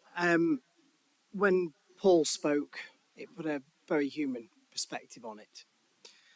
I fully support everything Paul said and everything that is in the report, having listened to him tonight. On an operational viewpoint, this is good. It should work better. But I really did like the human perspective you put on it, Paul, as well, that our staff are stressed. Those members who work hard in their communities will have experienced it as well, the number of emails you get, my bin's not been emptied and so on and so on. And even I've found it tough as a councillor over the past 2 years. Somebody said we get sick of COVID being blamed for everything. Well, unfortunately, COVID is mainly the problem, in my opinion. Over the last 2 years, we've seen service upheaval. People, quite frankly, sat at home with nothing else to do. So they have more time to raise issues, complain about things and so forth. So it has been incredibly hard, and I think we've all experienced it. But, for the officers at the other end who have got the residents of Derbyshire Dales and 39 of us coming at them as well. So it's really warming to actually hear a chief executive, a top person in an organisation actually taking the welfare of their staff seriously. Rather than saying do more for less, you're actually saying to them, I understand what's going on, we're listening to you, and what can we do? And 2 other points, Chair, very briefly. If the staff are not overburdened and the staff are happier in the work, it's going to be more productive. It's quite simple. We're going to get more out of them. And I just feel as though if they've got that little bit more wiggle room, we can get out of the situations we've got, particularly with Serco, as I've mentioned, and we can move forward. But Paul, you talk about being ambitious. It's great to be ambitious, but I'd rather deliver really high performance on a number of issues than overpromise and underperform on a lot as well. So being ambitious is one thing, but let's not bite off more than we can chew. But I'd like to put on record my thanks to all of the staff. I try my best not to send emails when I don't have to or question too much. It's always at the back of my mind thinking, how many have I got today? How many are they going to get today? So, thank you. Thank you for that, Councillor Swindle. Councillor Chapman. Thanks, Chair. Let's make one thing clear. The most important people on this council, Derbyshire Dales, are the staff. We're not members. We're not important. We come, we go. Some of us are here. Some of us are here because we posted more leaflets through letterboxes. Our staff are here because they're qualified, they're efficient, they're expert at the jobs they do. No money can buy that, but we do need to keep the staff, and we need to keep the ones we've got, and we need to keep them on long term. Your comment, Councillor Flitter, about your concern over senior staff, I wholeheartedly agree with, but I can assure you from personal experience that stress and that exhaustion does diffuse down to the rest of the staff in this council. So I wholeheartedly support this. Thank you. Thank you. Councillor Fitzherbert, please. Thank you, Chair. Thank you, Paul. That's beautifully presented, beautifully explained. We have to give the Chief Executive members the tools that he needs to do his job. The functioning of this authority is his primary aim, alongside the welfare of his staff and well-being. I applaud this. Thank you. Councillor Archer. Thank you, Chair. I want to echo everything really that Councillor Swindell said in particular, but also many other members have said. I really want to thank Paul for this very thorough report, but also particularly for the very frank and honest assessment he's given us here tonight, which was really quite powerful, actually. And as I listen from a personal perspective, I can really empathise with the situation. You know, I work in a leadership role in a very large secondary school in public service, and the sentiment of what Paul said tonight, I feel that and I see that every day. One of my responsibilities in my school is staff welfare, and the pressures on staff welfare have been huge through this pandemic, with ever-increasing demands and expectations alongside budget cuts and then the challenges the pandemic's presented. So I don't want to waffle on too long, but I'm a believer in public service. I believe my school delivers an excellent public service, and I believe this authority is also overall delivering a very good public service in very challenging and difficult circumstances. And if our officers believe that we can afford this, I absolutely 100% support the investment that's been proposed in staff and infrastructure, which I'm confident will result in improved services for the residents of the Dales that they thoroughly deserve. So thank you, Paul, for this report. Thank you, Councillor Archer. Councillor Mark Salt, please. Thank you, Chair. When I first read the report, it was a quick glance. I thought, this can't be right.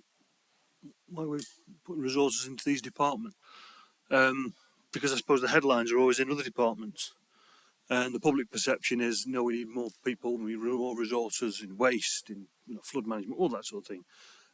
So that was my first glance, and it was a glance, and then it went in the drawer, and I got it out again, and I read it, and that's when I realised that it's a really enlightening view, that these departments are where the projects, where the commitments come, where the initiatives come, where we have to do stuff, we have to do it by a certain time, and if they aren't resourced properly, we're taking people, probably behind the scenes, from those other services that get the headlines in order to because the effects of stress cannot be overstated, not only on the people who work, but on their families, on their friends, and generally on society.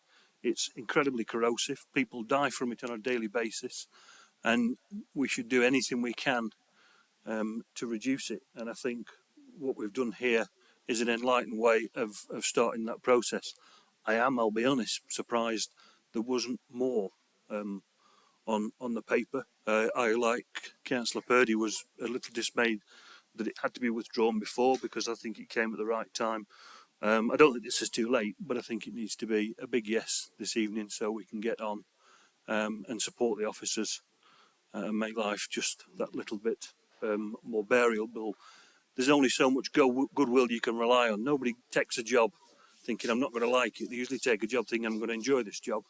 And that comes with a bit of goodwill. And over the years, that goodwill is spread out. And then when times are hard and you lose people in other areas, that goodwill gets stretched and you rely on it. And then you can't run without the goodwill. And when you get to that point, that's where the stress comes in. And you start to lose people. People start to look elsewhere. So this is a very big step in reducing that, and I wholeheartedly support it. Thank you. Thank you, Councillor. Councillor Allison. Thank you, Chair. I just want to say that I'm fully behind this report, and after the explanation we had at the meeting last night from Paul, yeah, I'm totally going to support it. The only thing that I keep hearing is this narrative around how stressed and overworked and you know, an unhealthy, almost toxic organisation that is developing at the moment at Derbyshire Dales. And I just think we need to be mindful of that message, because there are potentially people who might want to come and work here, potential recruits that we could be putting off with that message. So I just wonder sometimes whether, and I know it's necessary to put this in the report so that we understand the reasonings behind expanding the number of employees that we have, but maybe we need to do a bit more about celebrating the achievements as well, and what a great organisation it is to come and work at, and what potential projects a new person into the organisation will get to work on as well. Thank you. Thank you, Councillor Allison. I think that's a fair point that we all should take on board. We should praise and show what good we do. Councillor Wayne. Councillor Allison, I wholeheartedly support these, and I would like to thank the Chief Executive and other officers that took the time last evening between 2 o'clock and 8:05, unfortunately, not 8 o'clock. But I'd like to thank them for taking the time to come and enlighten us. And it's like Councillor Flitter said, it's better to have that input because it gives it more clarity. It concerns me greatly that officers are feeling stressed. It is understandable in the current climate. Councillor Purdy alluded to the 3 tsunamis. I would say Brexit was very close making it a 4th one, because it has added loads of burdens onto our infrastructure and how we get to things. So that is an additional thing.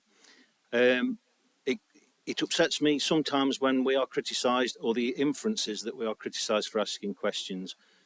As councillors, we have a duty to the public that we represent to represent them effectively, and sometimes you have to send emails and you sometimes have to ask questions. What I would like some assurance of from the Chief Executive, and this isn't a question but it's merely an inquiry, is that I would like to have a clarity around when we do exit interviews, or even when we canvass members of the staff, what is it that is causing the stress? Is it workload? Is it down to working from home due to COVID, or are there other external, or are they not satisfied with the role? And I really think that we would benefit as an organisation if we got some clarity around that, because it gives us more direction. And the final thing is that Councillor Ratcliffe, I would like this to be a harmonious council where we all work collaboratively, we all work for the common cause, and we all work for this marvellous organisation that is the Derbyshire Dales District Council. Thank you. Thank you very much for that. I've got no more speakers on my list. I would just like... You're waving at me, Councillor Gamble. About 3 times, so you obviously didn't see me again. Sorry. Sorry. I just want to put on just a slightly different angle, which I hope Paul will probably hopefully agree with. I'm going to vote obviously for these staff, but I hope you would agree. It's not just putting numbers of staff in place. I think we have got to maybe think about the way we work. And again, going back to this sort of point about, members can't do, asking members not to do this and that and the other. I think what I would ask, and what I hope we could get more to a point of, is maybe doing more prioritisation. When things come out the blue and things hit you, think, are there things that we need to, are there routine tasks that maybe could be put aside? I sometimes think that we don't really quite do this enough. We have reports that are very in isolation. We don't look at them in terms of the whole work structure. So I can see how that then just continually adds to the work burden. Maybe we should a little bit more report, think about how they interact with what's going on at the council at the moment, and how we can actually adjust things. And as I said, maybe, the corporate leadership with the leaders start to maybe prioritise a little bit more fine-tunedly. I don't know what you think of that. Thank you for that. Paul, would you like to just make a response to that?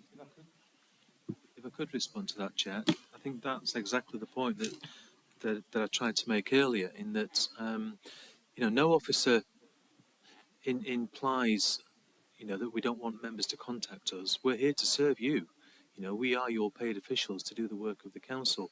I think one of the challenges that we have, and I'm sure you encounter it in both your personal and professional lives, is, without exaggeration, I can confidently say that every member of the corporate leadership team must get at least 200 emails a day. You never clear the email inbox. It's virtually impossible. They're coming in far, far quicker than it's possible to clear. That creates a pressure. It creates a work stress. It creates a feeling of not being in control in many respects. Now, clearly we need to manage that, but in managing that, we do need some help and some understanding. If you don't get an email response within the hour of sending it, that's probably because an officer is actually heavily engaged on delivering one of your corporate council priorities.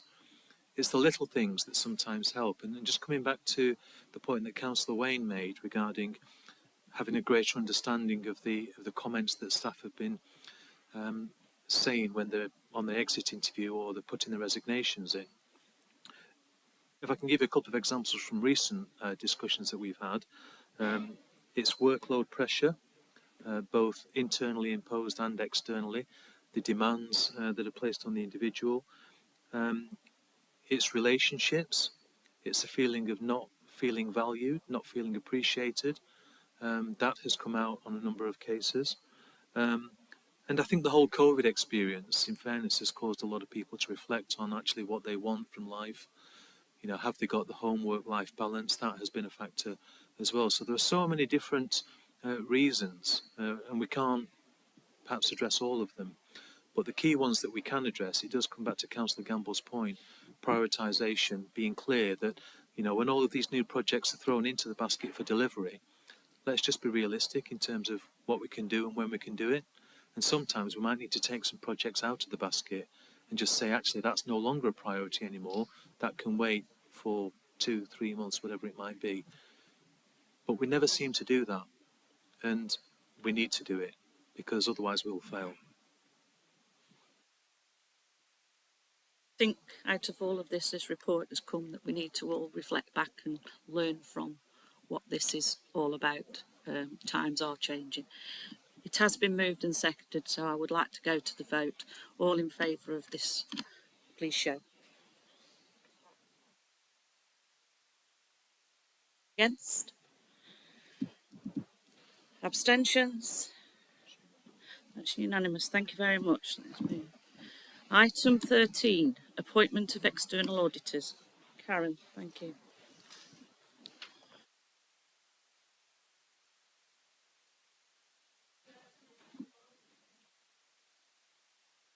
And I've given the reasons for my recommendations. Thank you. Any questions? Councillor Flitter.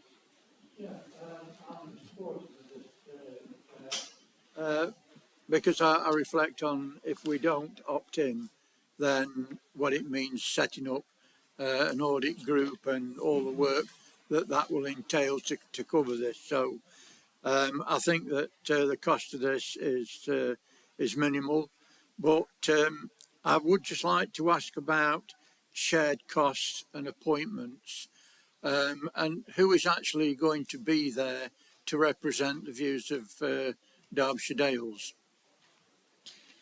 Karen, if you wouldn't mind, thank you.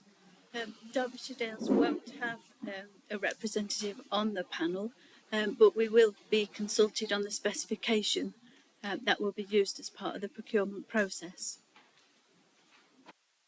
Sorry, I didn't quite hear. No, I'm going to say it was not very loud. Can we just do We don't have. I mean, there are many hundreds of local authorities.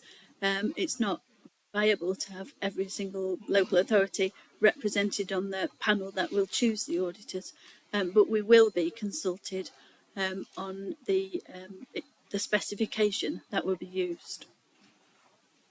That's fine, Chair. Thank you. Councillor Donnelly.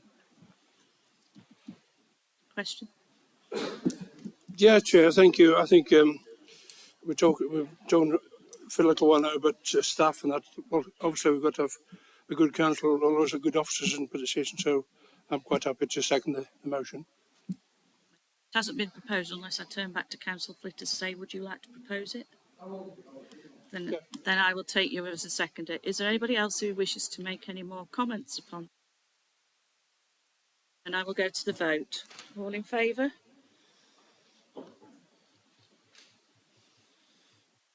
Against? Abstentions? That's carried, thank you very much. We're just going to resolve to moving the meeting on for an extra half hour. Could I find a proposer for that, Councillor Swindle?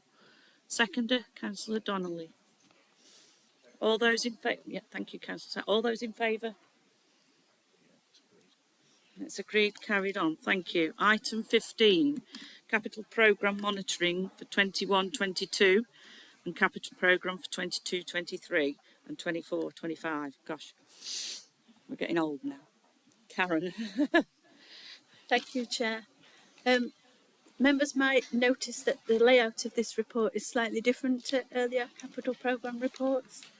We've actually got a new principal accountant and she's suggested some changes. So the first part of this report is actually about monitoring the spend against the capital programme for the current financial year. So we're doing that separately this time. We're asking members to note the capital spending to the 30th of November and the rephasing of certain projects that have been delayed and the removal of some other projects. These are set out in Table 2 of the report. Also, we're asking members to approve 4 new bids, 4 new capital projects for inclusion in the capital programme, and those are set out in Table 4 of the report. The revised capital programme, including the new bids, is shown in full in Appendix B. Recommendation 4 also asks members to approve the financing of the programme in Appendix B. The detailed financing is shown in Table 6 and it's also shown in Appendix 6, which shows you the balances that will remain on reserves after the financing has taken place. Looking at Appendix C, members can see that the balances of capital receipts and reserves are becoming depleted, as I've reported at earlier meetings. However, potential sources of finance for future capital projects. These potential sources include capital grants, such as we've recently been awarded for decarbonisation schemes, and they also include borrowing, where the repayments would be affordable to the revenue account, or where they might be offset by new revenue income streams. Thank you. Thank you. Councillor Flitter. Karen and the team, we've always been very, very lucky at this council with having sound financial advice. And I'm quite happy to move any report, including this one. But I do have a question, and that is that on the table that Karen's pointed out, on table 2, it says other projects concluded no longer required to the sum of 316,000. Yeah, I can't see in the report where that's detailed at all. I would like some explanation at some time in what those schemes were. Thank you. Thank you. Karen, have you got it to hand now, or would that be something for later? We'll submit it later. Yep, thank you. Any other questions?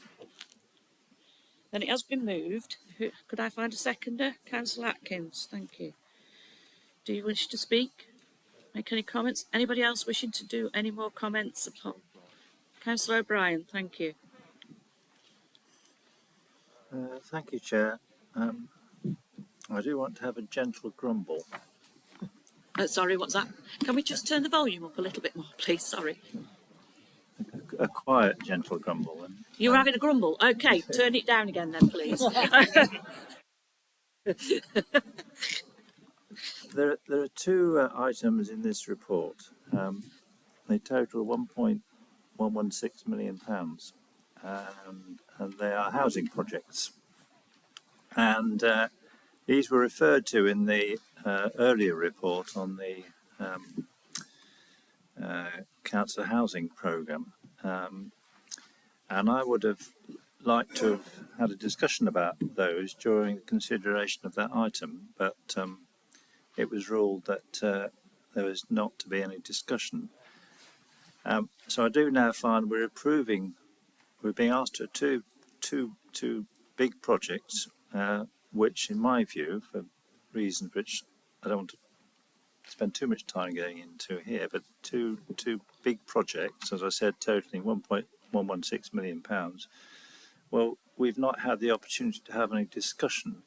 They'd normally be discussed at the Community and Environment Committee, where the item was originally taken. They were brought to council for reasons we know about, but we've not had the discussion. The reason I think that they merit a discussion because they reflect a change in balance in the council housing programme.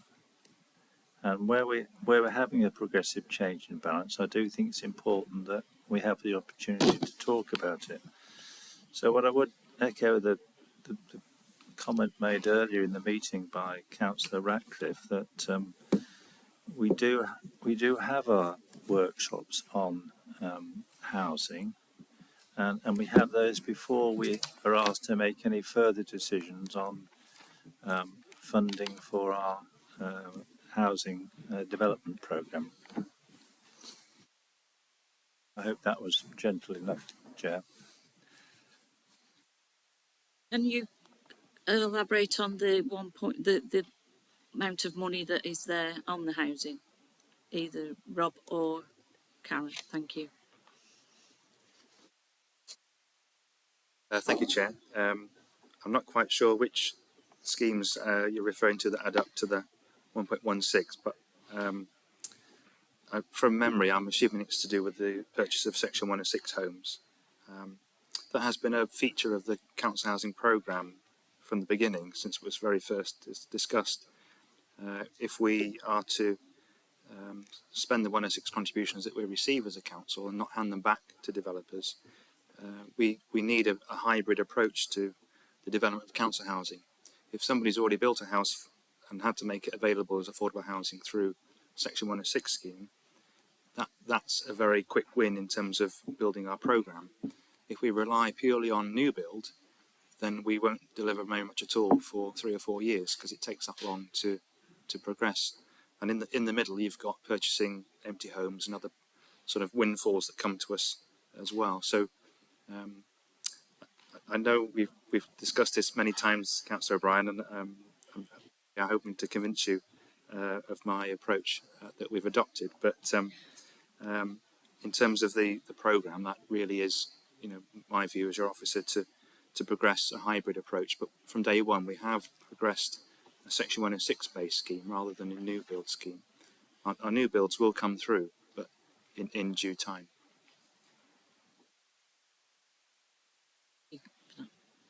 Okay, so it's been moved and seconded.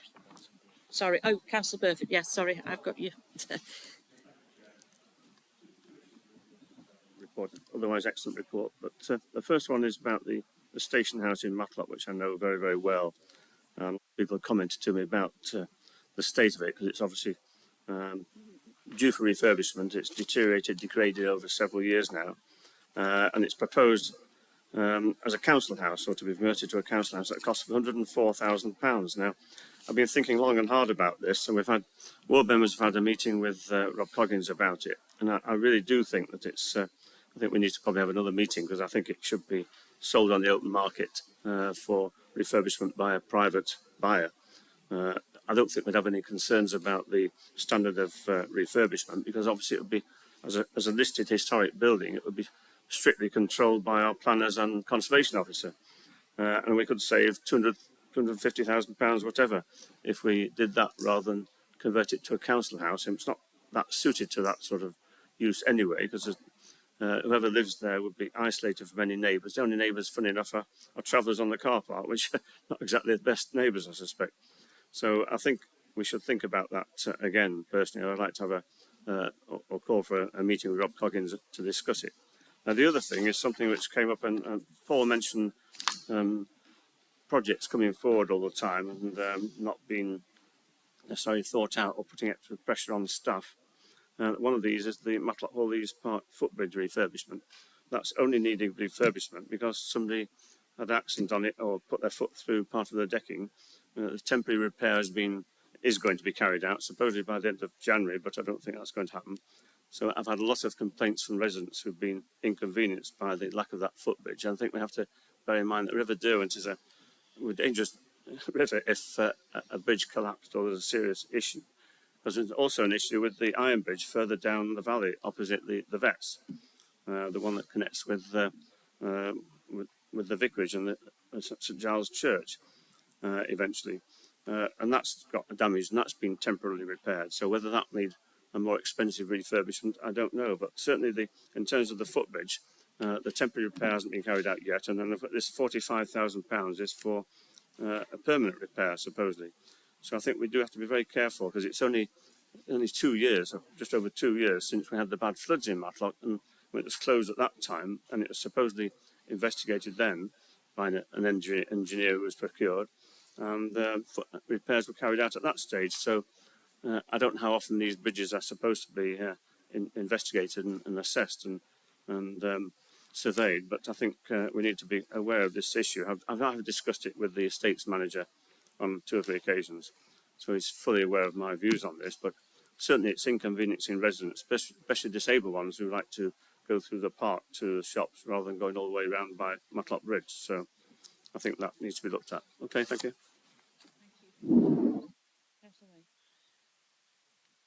Thank you very, very much. Just going on from what Councillor Burford's just said, are we? Would we, as an organisation, if we allowed the station house to remain vacant, would we be liable to pay in the empty homes premium? So maybe we do need to act upon that. Oof. Thank you. Oof. Right, okay, point taken on that one. Right, so the recommendations have been moved and seconded, so I'd like to go to the vote. All in favour, please show. Against? Abstentions? That's unanimous, thank you. That's carried. Thank you. Item 16, amendment to the Constitution, rule of substitution. Thank you, Chair. I don't think this report requires too much introduction. Effectively, it seeks to return the Council to the previous rules for committee substitutions on policy committees. You'll note that we're not recommending any change to the provisions for planning committee because of the need for members to be able to demonstrate that they've spent more time considering matters before attending planning committee. But in effect, this will return Council to the previous rule that was changed in 2019-20. So in effect, substitutions can take place up to the day of the meeting itself. That's the recommendation from the cross-party Constitution Working Group. I hope members will support it. Thank you. Thank you. Councillor Flitter.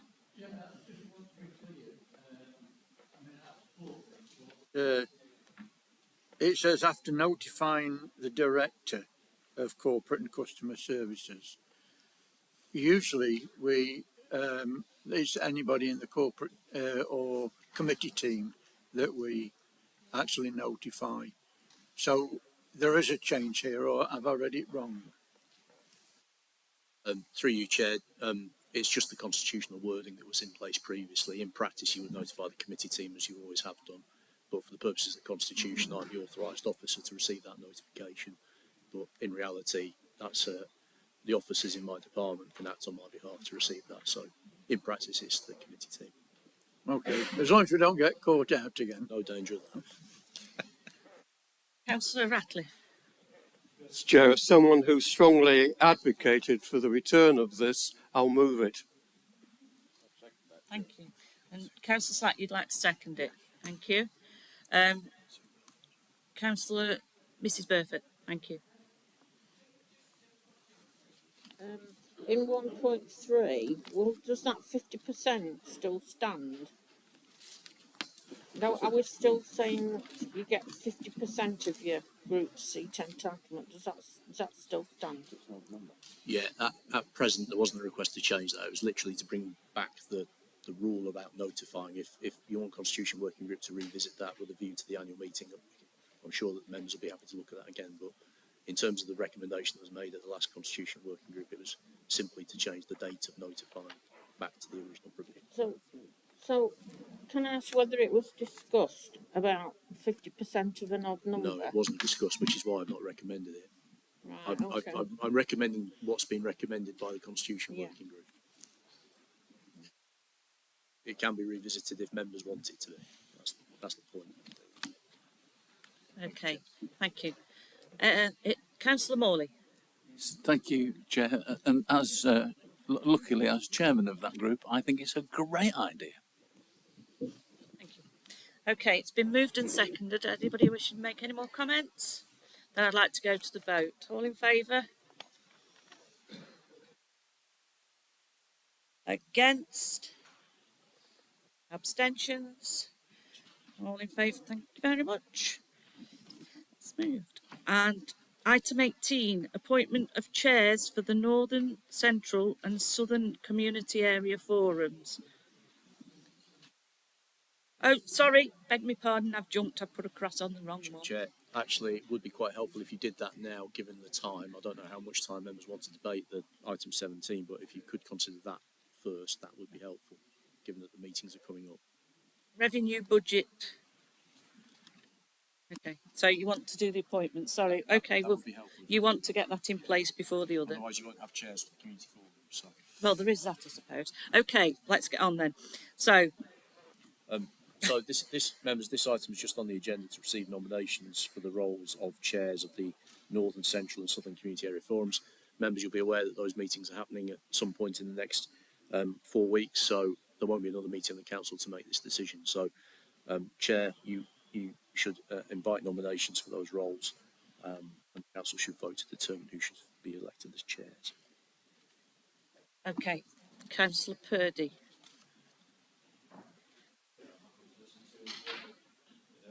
Propositions from the opposite side, but we've got 3 members offering to chair these meetings. They are virtual.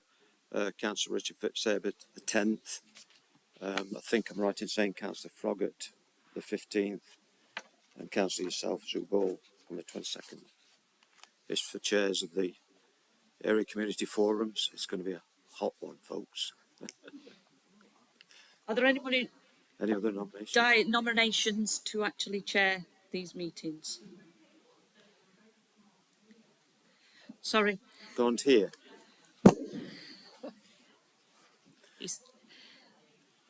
Can you turn Councillor Purdy's mic up a little bit more, please? Please don't. James was asking for nominations to chair the virtual meetings of the area community forums. Discussed it with our group, and I've got 3 offers. For the 10th, Councillor Richard Fitzherbert. 15th, Councillor Ellen Froggatt, and the 22nd, Councillor Sue Ball.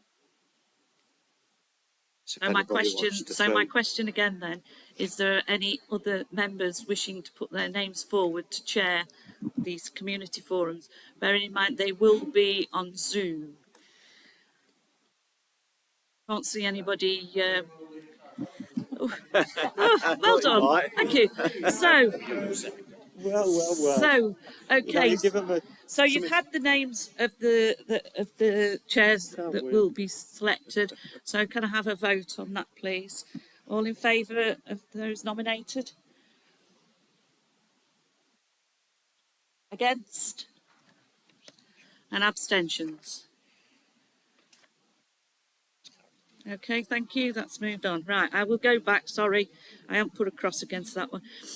Item 17, Revenue Budget Monitoring Quarter for 2021 and 22. Karen. Thank you, Chair. This is another report that should have come to Council in November. It was on the agenda, but we didn't get around to it. I'll keep it brief, given the time we've got left. The report indicates that at the time we were forecasting an underspending of £391,000, and I've recommended the use of that, with £100,000 be used to top up the general reserve to bring it back to the £1 million we usually keep there.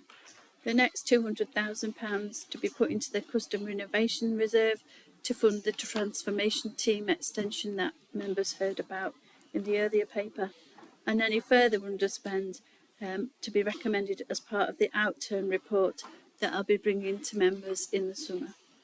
Thank you. Thank you for that. Councillor Atkin. Willing to move the recommendation to set out in the report. Is that fine? A second now. Lord Donnelly. Yeah, thank you, Chair. I'll be seconded. Thank you. Does anybody else want to make any comments? Councillor Flitter. The 100,000 in general reserve. Yes, I'm quite happy with that. 200,000 in customer innovation reserve. I'm just wondering how we can justify that, and isn't there something else we could put some of that money into that is more meaningful? Karen, would you like to come back with that? The £200,000 is intended to cover the salaries of the digital transformation team that were mentioned in the earlier paper that Paul put forward on resources, resilience and priorities. So we've got an underspend this year, setting aside that money, and it will cover the salaries for that team for 2 years.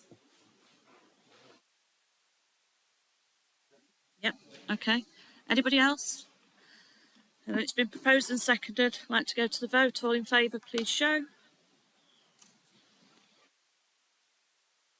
Against? Abstentions? That's carried. Thank you. Finally, the sealing of documents. Councillor Flitter. All in favour? Thank you very much for your time and patience. Now, just before you all rush off, it is Holocaust Memorial Day today, so I'd like us just to hold a minute's silence for that, if you would. So.